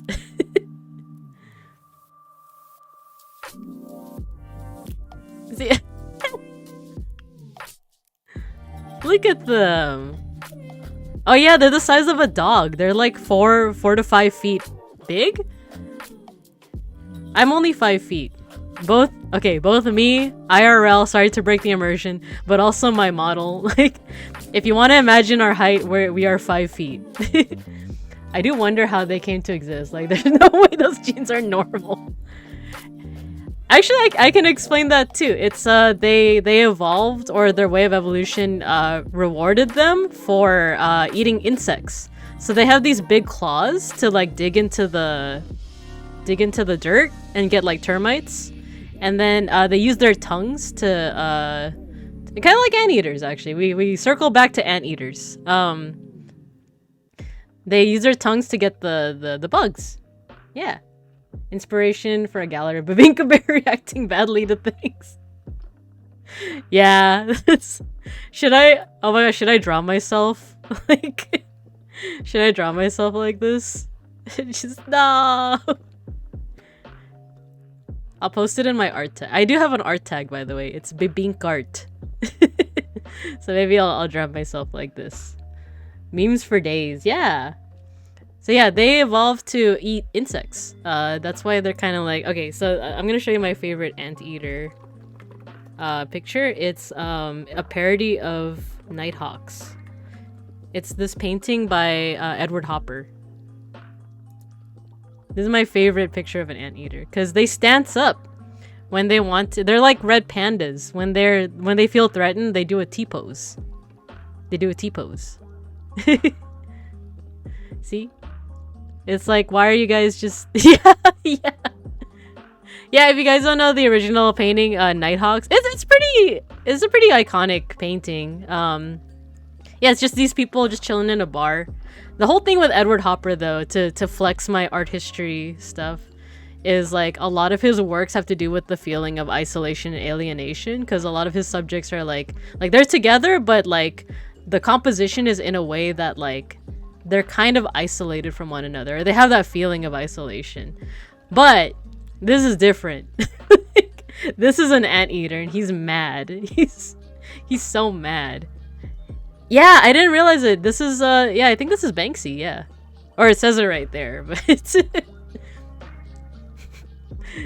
I do like just doing like art history like analysis, but then like but this is different. This is an anteater. But yeah, Edward Hopper is another one of those artists that I kind of like, even though I don't usually like. No, modern art is okay. Sometimes I'm a modern art apologist, and sometimes I'm also like, man, this fucking sucks. I do like this painting. Yeah, a lot of Edward Hopper's works are really, really good. I do kind of like the there's like a whole video essay on like how a lot of his paintings have to do with like this feeling of isolation. They referenced it in the new Batman movie. Is that the one with Robert Pattinson? Because I like that one a lot. I know that people have mixed feelings about it, but I liked it. Unfortunately, I was in a place where like the sunlight was like leaking through the window, so I couldn't see much of the movie because it was so damn dark. But I liked it. I liked it. Yeah, the sound design was so good. I liked it. I don't know, the mood of it just stood out from like other and I do generally like Batman movies. Like out of like superheroes, Batman's my favorite. I do like the Bat Family. It was so dark. Maybe the sunlight was a good idea. Did someone say the name of your boyfriend, Robert Pattinson? He's so good. It was a detective movie. Yeah. I think that's what I liked about it. Is that like it goes back to the spirit of Batman. Like he's not just a rich kid, even though he kind of is, but it like goes into like his strength as a superhero is like his deduction, reasoning, and like resourcefulness. You know, he always has a backup plan. That's what I liked. Yeah, Robert Pattinson is good. I don't know if we talked about it, but like Twilight, I never really like watched it. I wasn't really into it, but like Robert Pattinson, like I feel like he's like the biggest Twilight hater. He's like the biggest Twilight hater, and he was in the damn movie. I watched that movie 10 times. I love it more every time. Nice. Nice. So you couldn't see it. It sounded good. It did. Yeah, there were times I just couldn't see the movie, but like but then the sun set. And then I could see the movie. So yeah. Alright, let's get back to... I could keep on talking about art history stuff if you want. While this stuff is audiobook. I didn't watch the movie. I just listened to the audiobook of Batman. Podcast mode real? Yeah. That is how it be though. That is in fact how it be. I do like Batman movies. I was just talking with my coworkers about the 4 different Robins, or as far as I know it's 4, right? But there's definitely more. But ooh, what was this? My favorite thing I heard about Robert Pattinson is that he had a stalker. I heard about that too. He like took her out and complained, and then she was kind of over it. She's like, dang, this is the guy I'm like crushing on. He's kind of lame. Which, like, what a strat, right? What a strategy to, like, get rid of a stalker. Just bore them. That way the stalker's just like, damn, for real? Alright, I'm out. I'm outie.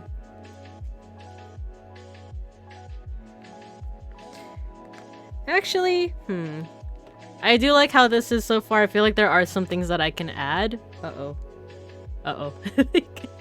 But, I don't know. I feel like switching over to Azatsu instead. Especially because the camera quality isn't that great right now. I don't know what it is with this. I'm gonna try and figure out another way to do hand cam streams. But for now, I might want to switch to a just chatting if you guys are okay with that. But yeah, here's what we have so far. Little bear looking at a blue citrus. Yeah, we can Zatsu. Okay, yeah, let's do it. So, let me just put this here. Oh, I don't know. You can't see my. Okay, I'm gonna leave this open. No, actually, I don't think there's anything on my bullet journal that is really that will like dox me or anything. I don't think so. Wait, let me do a quick check. Yeah, there's one thing, but I don't think so. But yeah, here you could look at this. Head ogre heals for you. Thank you.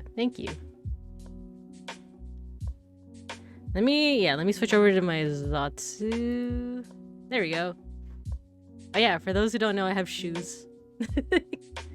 It's just a ton of it's not. And then Matthew, you want to learn how to do hand cam streams because the only skill you have is poor. I want to see you painting minis. That sounds really cool. Kudaketa, you love the good sound design. I haven't seen Dune yet. I want to. I heard it's good. Let's see. And shit posting. Yeah. I see you in random streams. I know about the shit posting. It's not hentai. There's no hentai. It's just stickers. Look, I'll show you again. Come on. There we go.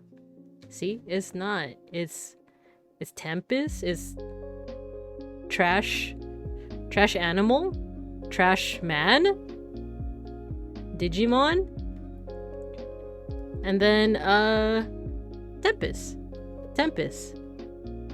The 4 members of Tempest. And trash man. Trash animal. It's ogre now. Nah, the 4 members of Tempest. And the 5th. But yeah, let's go back to my Zatsu. Let me turn my phone. Not off, but let me deactivate it. But yeah. If this is the first time you're seeing my Zatsu screen, I have like on the side I have possible chat topics in case I ever run out of chat topics, but those are just things I like to talk about. We don't have to talk about them, but yeah. Trash man, I can imagine Vesper as a raccoon wearing a vest and in a leash. Do you remember when he like wanted a when he was still brainstorming his mascot before they became like the bats? And I think he said he was interested in like a raccoon, but he felt that it like was too close to, is it Fuma senpai? Why am I saying senpai? To Fuma? I think it's because he said senpai. I remember that. Sorry, I'm just putting away my POSCA markers.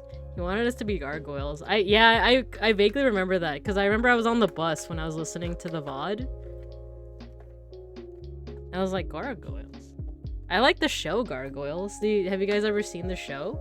It's like a 90s. It's one of the things that my step-grandpa really liked.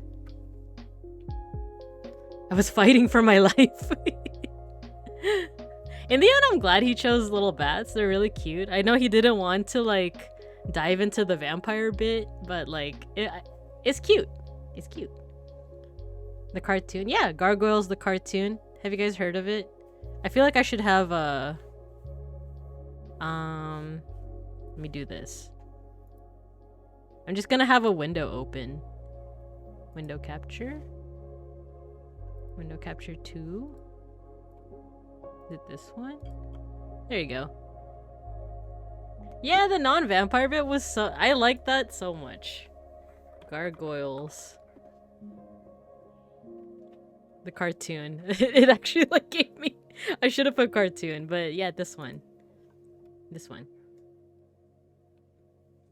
I need to figure out a better like layout situation so that you can still see me. There you go. It's like I'm like behind the window. I'm behind I'm behind my browser. I'm just like, hey.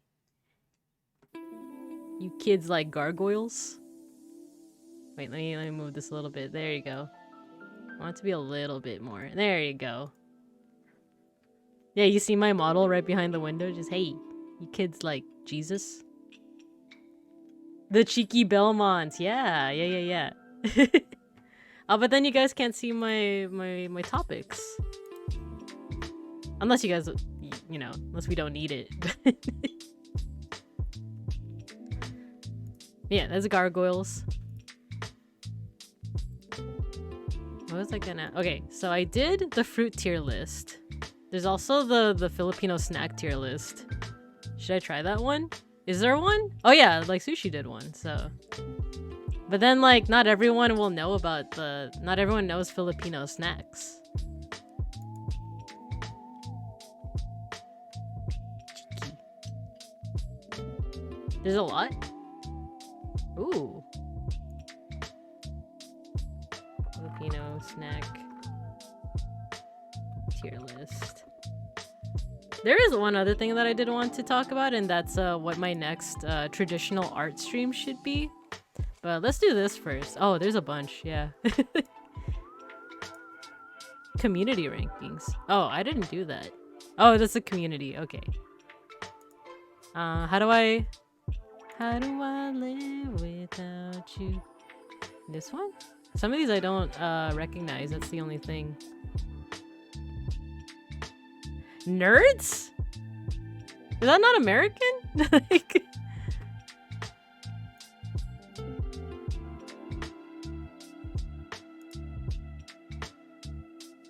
This one's also good. We can do this one. Medieval art. There's this idea that's been stuck in my head of random points of history. Oh! Ah, that'd be cool. That'd be cool. Let's get back to medieval art. I do want to talk medieval art. Let's do this real quick though. Have I had these? Maybe I need to make these a little bigger. Nah, I want it so that I'm hiding. Okay. Some of these I haven't seen though. So I won't put F tier. I'll put like never had it. Is this Pialtos? I don't know if I've had these. I feel like I've seen it in my parents' pantry though. Haven't had this one. This looks familiar, but I also don't know if wait. Are some of these like older designs or newer designs? Because some of them I just don't recognize. Yeah, this might be a quick one because I only Piattos. I don't know if it looks so familiar. Piattos. It's just a picture of cheese. I want to see like the actual chip. I want to see the actual chip. It's just a picture of cheese. They look so familiar, like the logo looks like it. You know what? I'm just gonna do the ones that I've for sure had. Chippies. It's okay, it's S, but it's I have others. I have others that I like. Dang, all of these are gonna be like A to S tier to be honest. Or all the ones that I know. All the ones that I know. Cheese curls, that's a childhood favorite. Okay, how about this? Chippy here, cheese curls here. Never had Moby or Pee-wee. Boy Bawang.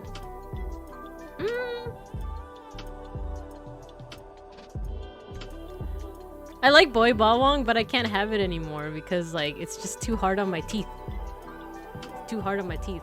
I will read all of that, Matthew. I will read it in a second. Clover for me is not flavorful enough. Like it has the powder on it, but it's not flavorful enough. I can't read this one, but I've for sure had this before. Usually it's right next to the Boy Bawang in the pantry. Okay, BRB, no problem. Shake the bag first? Yeah, maybe that's what I need to do. I don't know, because sometimes when I have it, I feel like I'm stuffing my face with it because there's just not enough flavor in it. Potato chips. Yeah, I feel like this one's not gonna be as like controversial as like the fruit one because there's just so many that I just haven't had. Oh, these I love though. These ones? Ding Dong? Yeah, right next to Boy Bawang. Actually, I'm gonna put this low B tier. Roller Coaster, also good. Right next to Cheese Rolls. Haven't had that one. Haven't had pica. Haven't had tortillas. Oh. Yeah, I'm sorry. A lot of these I haven't had. Potato fries. Did that just say Nutty Star? Haven't had that. V-cut. Nah, I'm sorry. I haven't had a lot of these. Crackling, S tier. Sweet corn, S tier. Oishi, A tier. And the rest, unfortunately, I've never had. So yeah, that one wasn't as engaging because I just haven't had a lot. But let's go ahead and put that one away. Okay, so let's see what you said, Matthew. Vesper's history facts made me think he was present at the Battle of Stamford Bridge. He was a cheeky English soldier who snuck under the lone Viking holding the bridge and stabbed him in the groin. Yes, that's what I like too. For his birthday project with the with EDS, the what was it, Elysium, the project server, I did fan art of him like in ancient Egypt. That's just because my headcanon for that was that like Crony transported him to ancient Egypt. But I think when he like saw it on stream, people in chat were like, oh yeah, like he's just so, because he's a vampire, right? Like he's just so old that he was there. So yeah, like, yeah, it's either he pissed off Crony and Crony just dropped him in a random ass like Battle of Stamford Bridge. Or he's just that long-lived, right?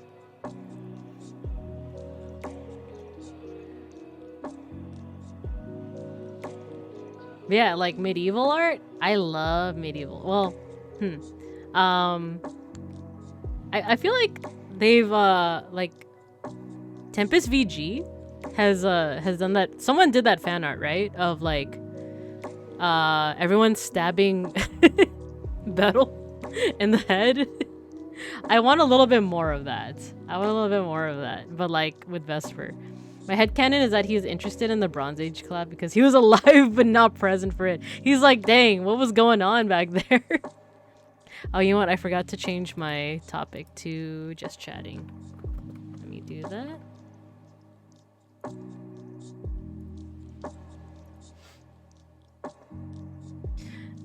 No, yeah, because I do remember that from like his like birthday stream, right? Or not birthday, he was looking at his birthday presents. He was looking at that.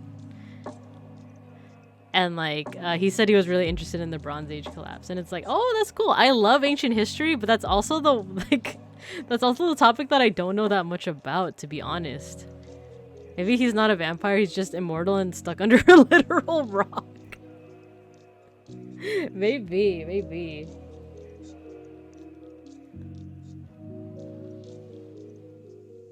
Sorry, I'm just adjusting myself. But yeah. I think in terms of medieval art, that was one of the things my Etsy unearthed. Because now I'm wondering, like, I guess, I want to discuss more history with Randon. Like, I wonder what, like, I guess if he has any, like, historical hyperfixations, right?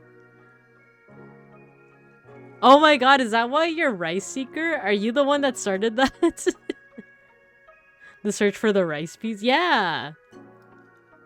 Man, you're a legend. Matthew, you're a legend. Oh, sick! It's like those, like on Twitter where it's like, oh, when has your Oshi noticed you? And for me, it was like, I think it's only like for the birthday projects and occasionally a random SC. The Rice Lore, yeah. But Matthew Rice Seeker, you're a legend. Yeah, the reason why I have that in my possible chat topics, the like medieval art, is like I'm a big fan in terms of history. I'm a big fan of like I guess, debunking common myths in history. And I feel like ancient civilizations and medieval like times is like ripe for that. Like when it comes to medieval stuff, it's like people can very much assume that it's like oh, it's the stupid ages, or like it's the dark ages. Like people were like, because people were more more into religion than anything else, and it followed like, you know, the Roman Empire and everything like that. The assumption is that it's this like dark, you know, bleary, like depressing, like monochromatic time, and everyone was stupid and like everyone was superstitious and like all that stuff. Yeah, but like there's so much more than that. There's also like for one, there's a lot more color like in medieval times, but also not everyone was illiterate. That's actually a myth. It's not that they were illiterate, it's that they were illiterate in the popular language, which was Latin. They could like the peasants could speak read and write in like their own languages, like Germanic and stuff. They just couldn't read and write in Latin, and for that they were considered illiterate. So I literally told him he should have a segment on historical facts as someone who totally wasn't there. And one last SC. Aww. And at least one SC. Yeah, they had yeah, there was color there. What I like is this kind of seems like kind of unrelated, but I started watching videos by this guy called Jake W. I'm gonna put it in the chat. You guys should check him out. It's he does these animated videos, but they're about like mythology. I love mythology. Like that's one of my favorite things to talk about. But he does like these cute little animated videos. And what I like about him, this is where it kind of like relates back, is like the way he draws like random characters is very it seems like he does a lot of research on how to depict people. Like when he talks about like Abrahamic like Bible stuff, not everyone is light skinned. Like there's some folks that are dark skinned, dark hair, dark eyes. I think so, yeah, like a history, like he's more so an animator. He's more so an animator, but like he focuses on like mythology.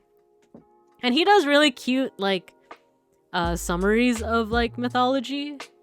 So if you're ever curious about like Greek, Egyptian, that kind of stuff. Speaking of this, what is a Santo Niño?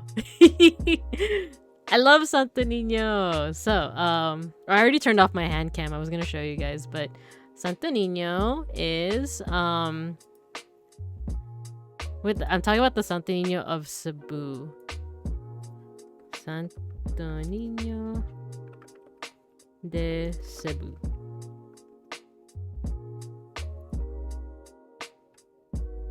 So is this.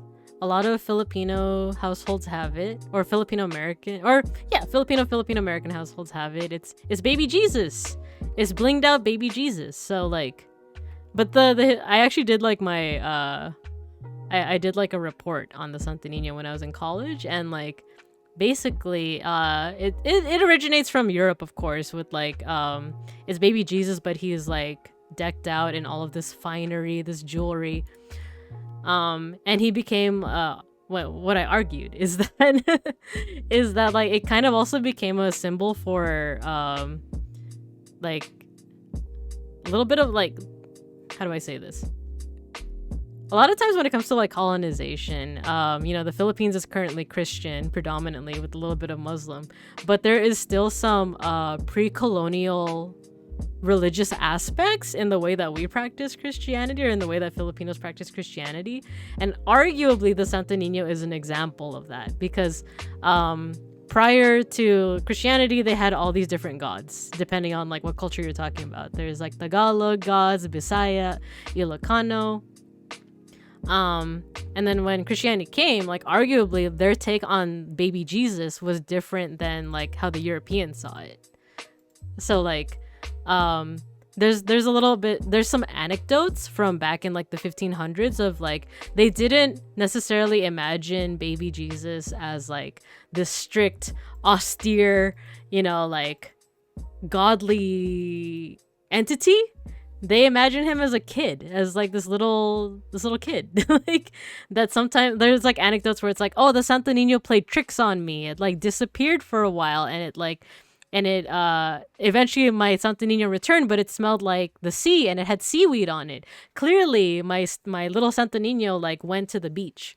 And if you compare it to like pre-colonial customs where they would like bathe, they used to have like statues of their ancestors. They would take them to the ocean and bathe them essentially. So that, I don't know, there's a little bit of comparison there that like they're kind of incorporating their pre-colonial beliefs into their worship of baby Jesus, of the Santo Nino. You had a white one? I have a brown one. Should invest in a brown one. Your favorite history streamer is Lindy Beige? I'll check that out. Lindy Beige. I'll keep a window open. Lindy Beige. Oh, interesting. Okay. I'll check him out. He's all about random facts and misconceptions. He is a professional academic medievalist and British. And he's funny. Oh, cool. Cool. Yeah, I like that. I like debunking misconceptions. So I might check him out. Yeah. Yeah, in terms of like white Santo Niños, oh, that was part of my report as well. I remember there's different like there's certain stores in the Philippines that sell different kinds of Santo Niños. Like some of them are decked out in like traditional Filipino clothing, which is another like piece of evidence that like the Santo Nino, like it originated as a European Christian symbol, but arguably also kind of evolved into like its own Filipino symbol as well. But yeah, that's my talk on the Santo Nino. If you want me to make a full PowerPoint, I can, but at the moment, no.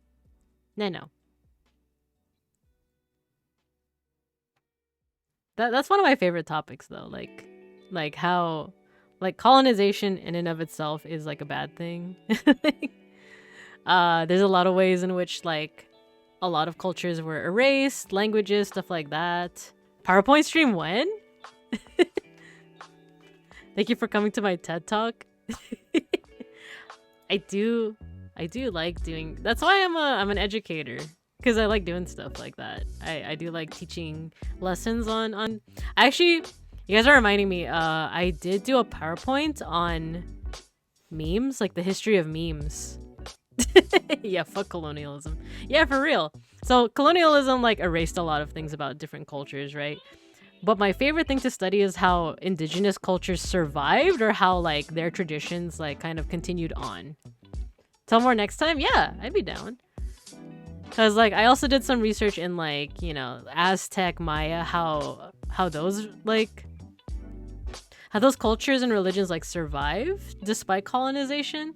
For one, the people themselves are still alive. There's still lots of people that have like Maya heritage, Nahuatl / like Aztec heritage, and like indigenous heritage. Like they're still alive, but a lot of their traditions like survive like colonization in different ways. So like I think one of my favorite ones is in Aztec religion, there's a god of death. There's many, but like one of them is called Mictlantecutli, and it's like a skeletal god. And there's a sect of like I guess like Christianity, where they worship a figure called Santa Muerte, which is like a skeletal god, but it's basically like a personification of death. And like one can argue that like Santa Muerte is Mictlantecutli is like the Aztec death god, but like just in another form. And I'm really simplifying it. If there was like an academic or someone that like knows more intimately about like Mictlantecutli and like Santa Muerte, they'd be like, actually, you're wrong. You're simplifying it. But I'm simplifying just for the sake of like saying it, you know? Sucks being in America and then having to sit through history in English. Yeah, there's a lot. Oh man, I have a whole soapbox. I have a whole rant on like the state of education. And, like, Because history and English can be really fun, but the way that it's taught, yeah. Hi Sky Limit. Hello, hello. We're chatting about like different things right now, like religious arts, baby Jesus, and like colonization. But we could also just chill. We could chill. Mega Bronson, when I visited Hawaii, I went to a very whitewashed luau. But I realized it's because the theme park is like, yeah, it's like a showmanship. This indigenous tradition is, right? Yeah, it's complicated because like arguably that's how like Filipinos know a lot about their culture too, is through like these folk dances that are really like they're really they're really showy. They're really nice. They're like very like almost acrobatic, and like there's a lot of fanfare. It's fancy, it's cool, and it's fun to learn.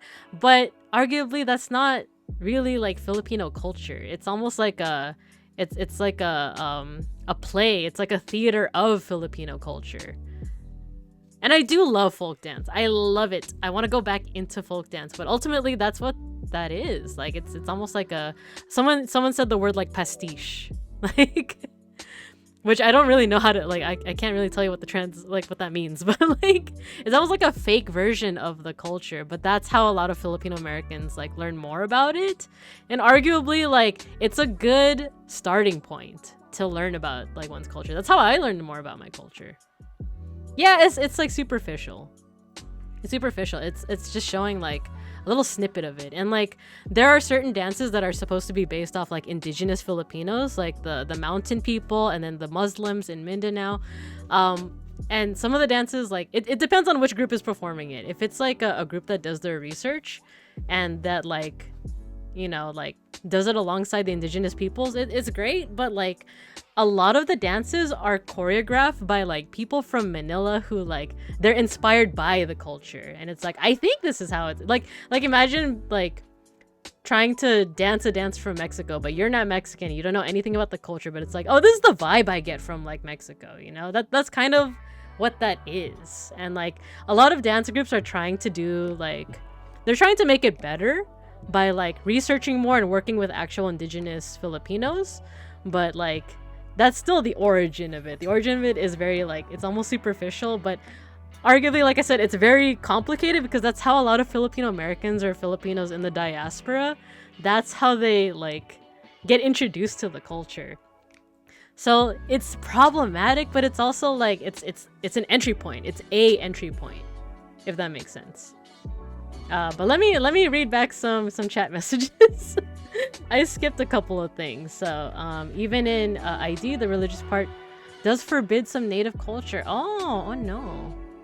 I love Bugis's 5 gender culture. Oh, I've never heard that. Let me look that up. Bugis 5 gender culture.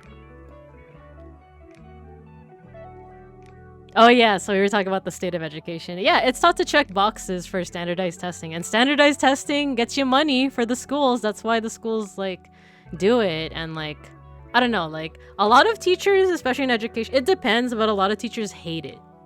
A lot of teachers hate that they have to like abide by like standardized testing, but unfortunately that like it is how it is. It's not there are ways to change it, but it's rough. It's rough out here. Yeah, it's like being a weeb. Like McDonald's, it's palatable to people with no conception of it. Yeah. Like it's interesting. It makes, yeah, there we go. It's palatable. That's how I would describe those dances, the folk dances. It's made to be palatable to people that don't know the culture. Like for example, I love tinikling. If you guys don't know what tinikling is, if you're not familiar, it's the Filipino stick dance where you have to like dance around like the sticks before they clap your ankles. It's great. It's fun. And it's actually like a really cool skill, like not skill, but like if you learn it, it looks really good. Like if you've ever seen a clean tinikling dance, oh my god, it's amazing. And like no shade to people that have like mastered it, you know? But it is also kind of made to be theatrical. Like there's these different tricks that you do in tinikling. There's like you You can blindfold yourself. There's the helicopter. I've seen so many of these folk dances that like there's like a bingo card of like on the bingo card it's like you have to have a trick in your tinikling dance. Like, there's the helicopter, there's the blindfold, there's like it has like names now. But going back to chat, my hot take is that I need people to spread other islands' culture. The job already got lots of exposure. Oh my gosh, yeah, that's something too. Like as a Filipino American, that I hear about like Filipino culture is very like Tagalog centric. There's so many other cultures in the Philippines. There's Bisaya, there's Ilocano, there's like the cultures in Mindanao and the north and the south, but it's very much based on like when people say Filipino culture, it's like Tagalog. And that's not, you know, it's like what you say, Java already got a lot of exposure. For us, it's like Manila got like a lot of exposure already. Like, why not more spotlight on like Bisaya or other cultures? Yeah, you heard about Sime? Yeah, it's fun. It's fun. I've done it before. I haven't performed it on stage, but I learned it. Matthew, you want to learn Eskrima? I'm jelly that people... Really? Do they? That's cool. I learned Eskrima for one of the folk dances. I was just talking about this with my coworkers too. As a LARPer, beating people up with sticks is relevant to my interests. I didn't learn. Okay, so you can learn Eskrima in the States. You can learn it in the States. I learned it as part of the dance thing in different colleges in where I live. If there's a Filipino organization, a Filipino club, they usually have some kind of dance performance. But sometimes it's not just dance, sometimes it's Eskrima. It's expensive in NYC. I mean, if you have any connections to like any Filipino orgs in NYC, they I don't know, because I'm based on the West Coast, so I don't know. But I did learn it very briefly for my dance performance, and I shared the story just earlier today. It's so funny that I'm saying it again, but there was with Eskrima you learn how to fight with the sticks, but you also have to learn how to defend yourself. And for the lesson where you're supposed to learn how to defend yourself, you're supposed to hold the stick in front of your face. And my cat is you might hear my cat in front of your face, and then when your opponent strikes down, you defend yourself with your own stick, but you have to hold the stick very firmly, or else you're gonna get what happened to me, which is my opponent hit my stick and my own stick hit me in the head. And I was okay. I told my they all stopped, everyone stopped, and they're like, oh my god, are you okay? And I was like, no, I'm fine. Yeah, I'm fine. Let's keep going.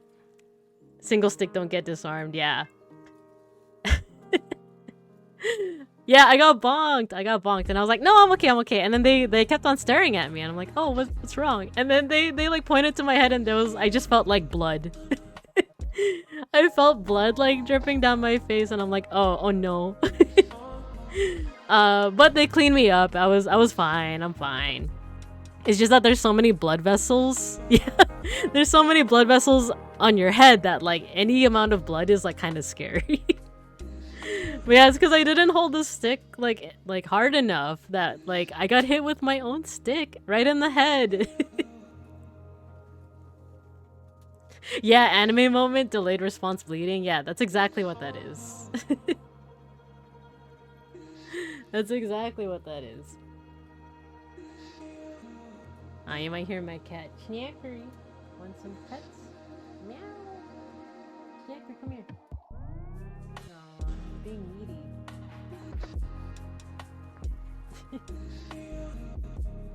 But yeah, that's my only experience with Eskrima. I performed it on stage once, and then I never practiced it again. But I do have friends that actually like go to like, I don't know if they go to a dojo. Yeah, my cat. His name is Schnackery. If I ever do emotes, I might do an emote of Schnackery. Kind of like, if any of you have ever watched Fauna, she has like an emote whenever her cat meows. I might do the same. Yeah. Yeah, that's my experience with that. Oh, I just realized. Oh, never mind. On my just chatting screen, the little sparkles are behind the chat box. But whatever. But yeah, those dance performances are really fun. They are really fun, but like I said, it's very complicated. It's kind of nuanced because essentially you're performing like almost like a superficial. I don't want to say fake, but it's just like it's almost like an abbreviated version of the culture. I remember my head injury involved a flying scissors. Oh my god! How did the scissors fly? What happened? What happened that led up to the scissors flying and you getting a head injury? Funny looking at my blood. Oh no! Yeah, there's just so many blood vessels on your head that like any amount of blood is like concerning, right? Even if you yourself feel fine. Like, it reminds me of this one time in summer school, way back in high school, where I had a classmate that had a nosebleed. And like, I remember the teacher at first, like, I think the student like raised his hand because he was like having a nosebleed. And the teacher like looked over and was like, what? You know, like almost like an attitude, like, what? And then he saw like the blood just dribbling out of the student's nose and he was just like, oh, okay, go to the bathroom. Yeah, Filipino culture is a big stretch considering that encompasses a massive archipelago. Yeah, it's that's another soapbox. That's another rant of like, you know, nationalism, because like what is Filipino culture really? It's almost like, how do I say this? Like it's there was definitely an effort during the Marcos presidency. Sorry, we're getting political. As if it wasn't already getting political, right? Like, there was an effort to make like a national identity, right? And like, and sometimes that national identity, it just ignores people that aren't part of the majority, you know? Like what we're talking about, like indigenous Filipinos. Like, yeah, Jollibee and Manny Pacquiao. There's so much more. But it's like this national identity. It's complicated. It's hard to explain, but never hang a scissor with a rubber band rope. Oh no. Use regular rope, not bouncy one. Oh my gosh. I think I can imagine now, but oh no. Not with a rubber band rope. But at least you're okay. I hope, right? It's like, no, this just happened right now. This just happened 5 minutes ago. Sounds like a Home Alone trap waiting to happen. Yeah, I hardly remember that movie. I just know that isn't Donald Trump in it? Yeah, you're fine, but it's funny.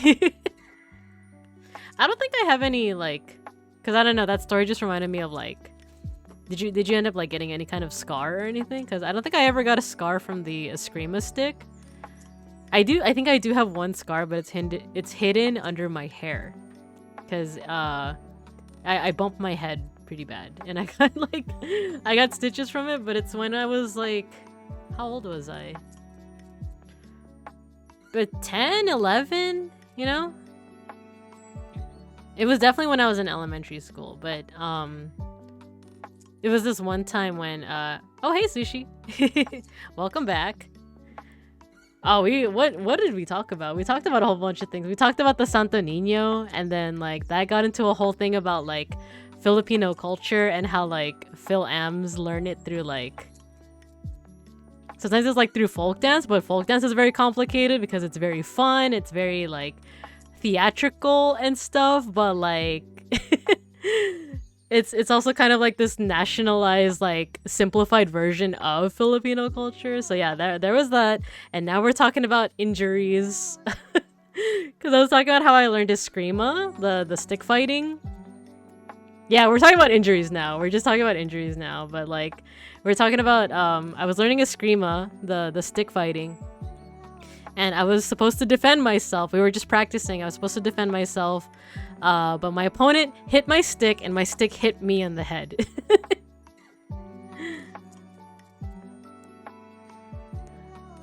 No scar, but I used to have a cigar. Oh no. Oh no.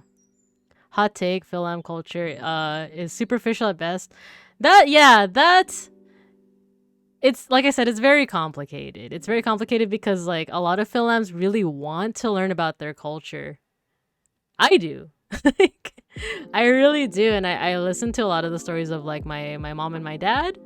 Um, but it's complicated because like I said, like a lot of times like our entryway to Filipino culture is like through superficial means, kind of like what Matthew was saying earlier, like Jollibee, Manny Pacquiao. For me and for a lot of like people like that go to like are part of organizations, sometimes it's through folk dance. That folk dance, like I said, it's very fun. It's very fun and it's very like cool to learn, and it like builds community. All that is really good. We learn about things like kapwa, like bayanihan, like that. But it's very much built on like this nationalized, superficial version of Filipino culture.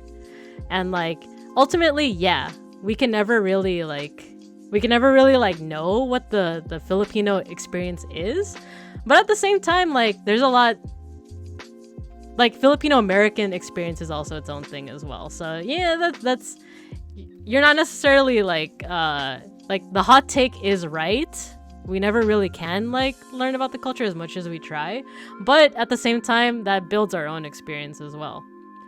But I'm also glad that she asked what's my favorite folk dance.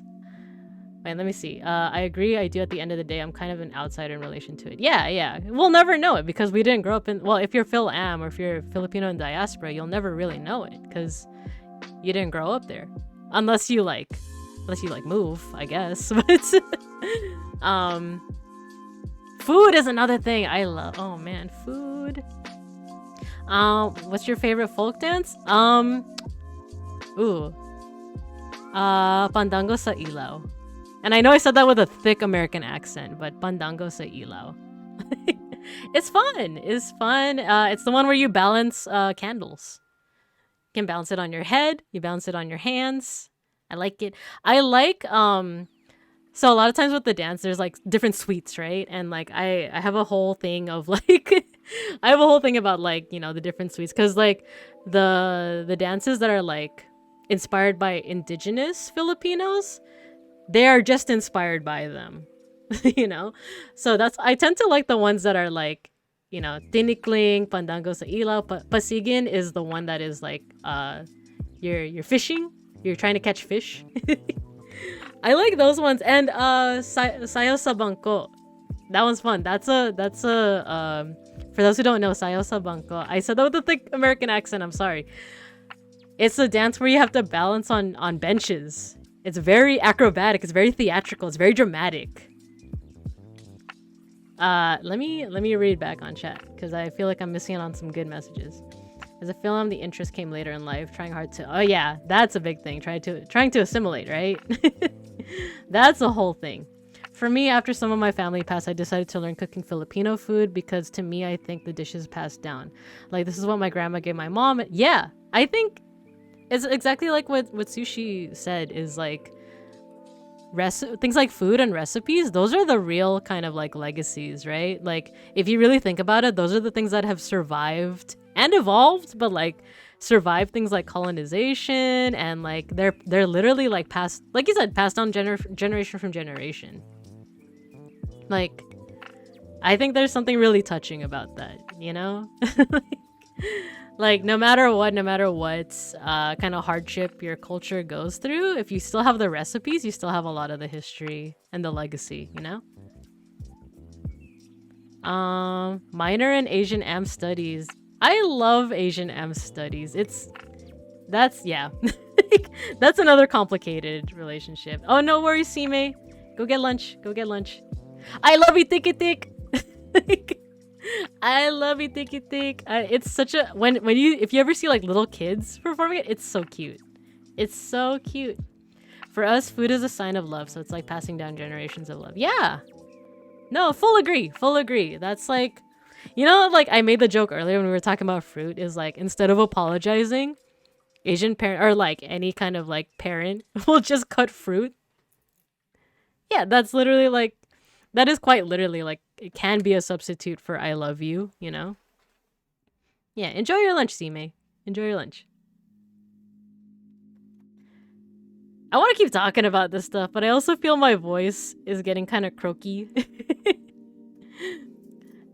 The Asian American experience is a complicated one, but we do our best. Speaking of folk dances, I had a teacher in high school that was like a Sinkil dancer. Yo, I love Sinkil. I want to keep talking. I love this topic, but maybe, let's see. Either I'll end it like 30 minutes, maybe 30 minutes more, or if the conversation gets, if the conversation runs dry. But Sinkil, that's what I mean though. So like Sinkil, Sari Manok, there's another one. What's the other one? There's another like Muslim inspired. Pick it back up another night. Yeah, we could. I'd be down.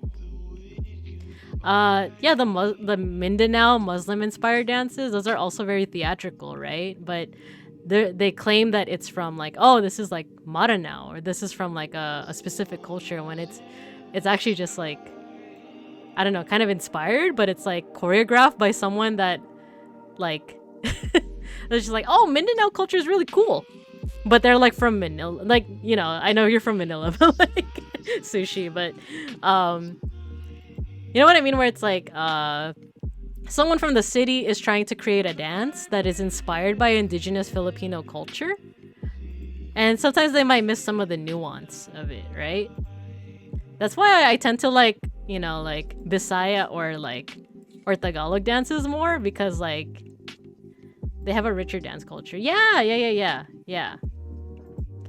I love, oh gosh, like those dances are so beautiful, but a lot of them started out as rituals. They're supposed to be like repetitive, and they're supposed to like, not all of them, of course, I'm generalizing, I'm simplifying, but a lot of them are meant to be like rituals. They're repetitive. They're not supposed to be performed on a stage. Like, yeah, sometimes they're performed for other people, but like they're more so for like the community, or for like one person to like kind of go into a trance almost. So a lot of times these dances have to go through some kind of change or transformation to become like palatable for like a stage audience.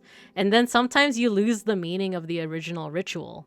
So like, I think that's where some of like, that's where it gets a little problematic with like Filipino folk dance, is like a lot of these are either inspired or they're taken from actual rituals, but like it's almost like you have to change it, you have to transform it to make it like palatable, you know? Yeah, like Hawaiian customs. Yeah, exactly. How a lot of these like originate from like actual, like I said, rituals.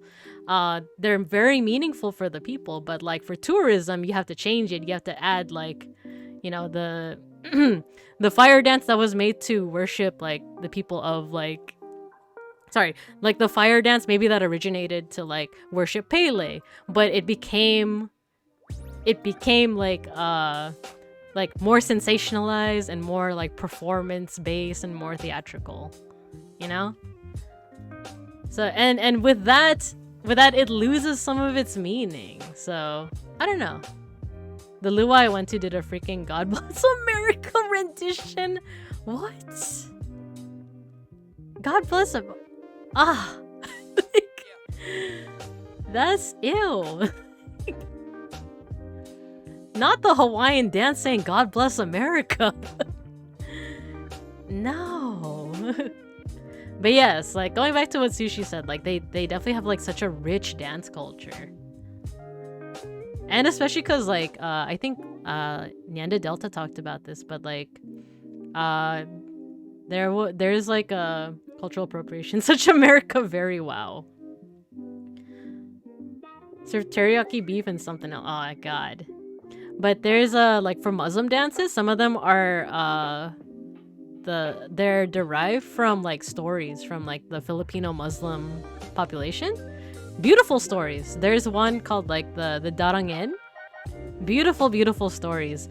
And so like some of these dances are based off that, but like I said, they've been kind of more adapted to become more theatrical. And like that in and of itself isn't necessarily like a negative thing, but sometimes what happens is that you lose the original meaning. Instead of like, you know, explaining the origin of like this indigenous culture, it becomes like, oh no, we gotta change the story so the princess like has to be rescued by the prince, you know? And it's like, no, that's not what the original story is. Unfortunately, I don't know like a lot of the nuances. I just know that like there are other dance groups. That's the thing, is that yes, Philam's like their entryway into the culture is like a little bit messed up.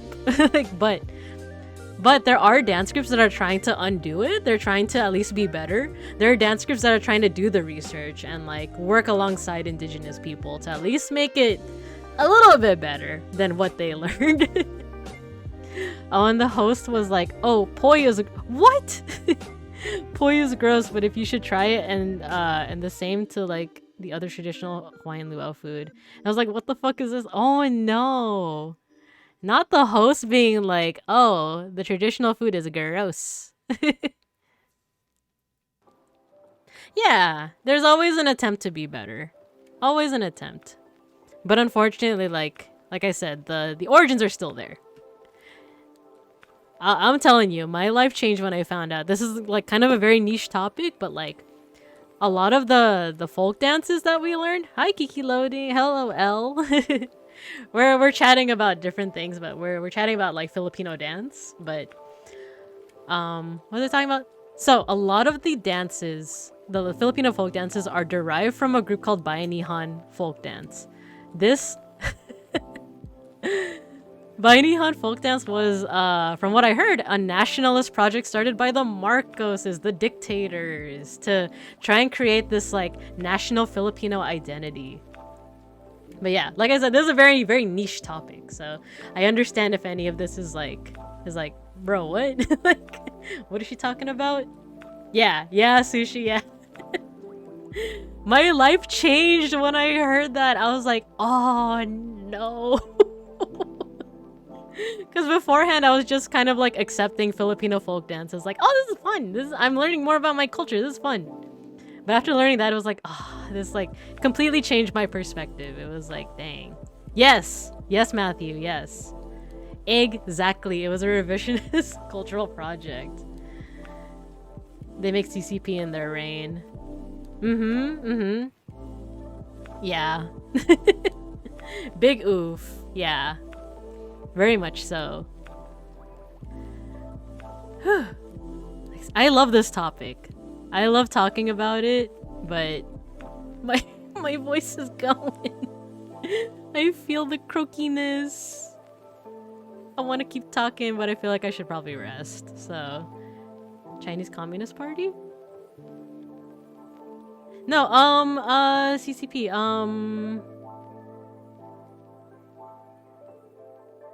they made CCP in their reign. Where have I heard it? Yeah, Cultural Center. I was thinking of something else. I was thinking of for those who don't know Filipino history, they have their own KKK, but it's not what you think. It's not a racist organization. It's I accidentally summoned the CCP. Yeah, I'm gonna go rest, but if you guys want to research it, go look up Kabataan Makabayan? No, that's different, right? I'll come back to it. We'll have another Zatsu. This was fun. That's what they all say. No, it's different. It's not a racist organization. It was like it's the Katipunan. There we go.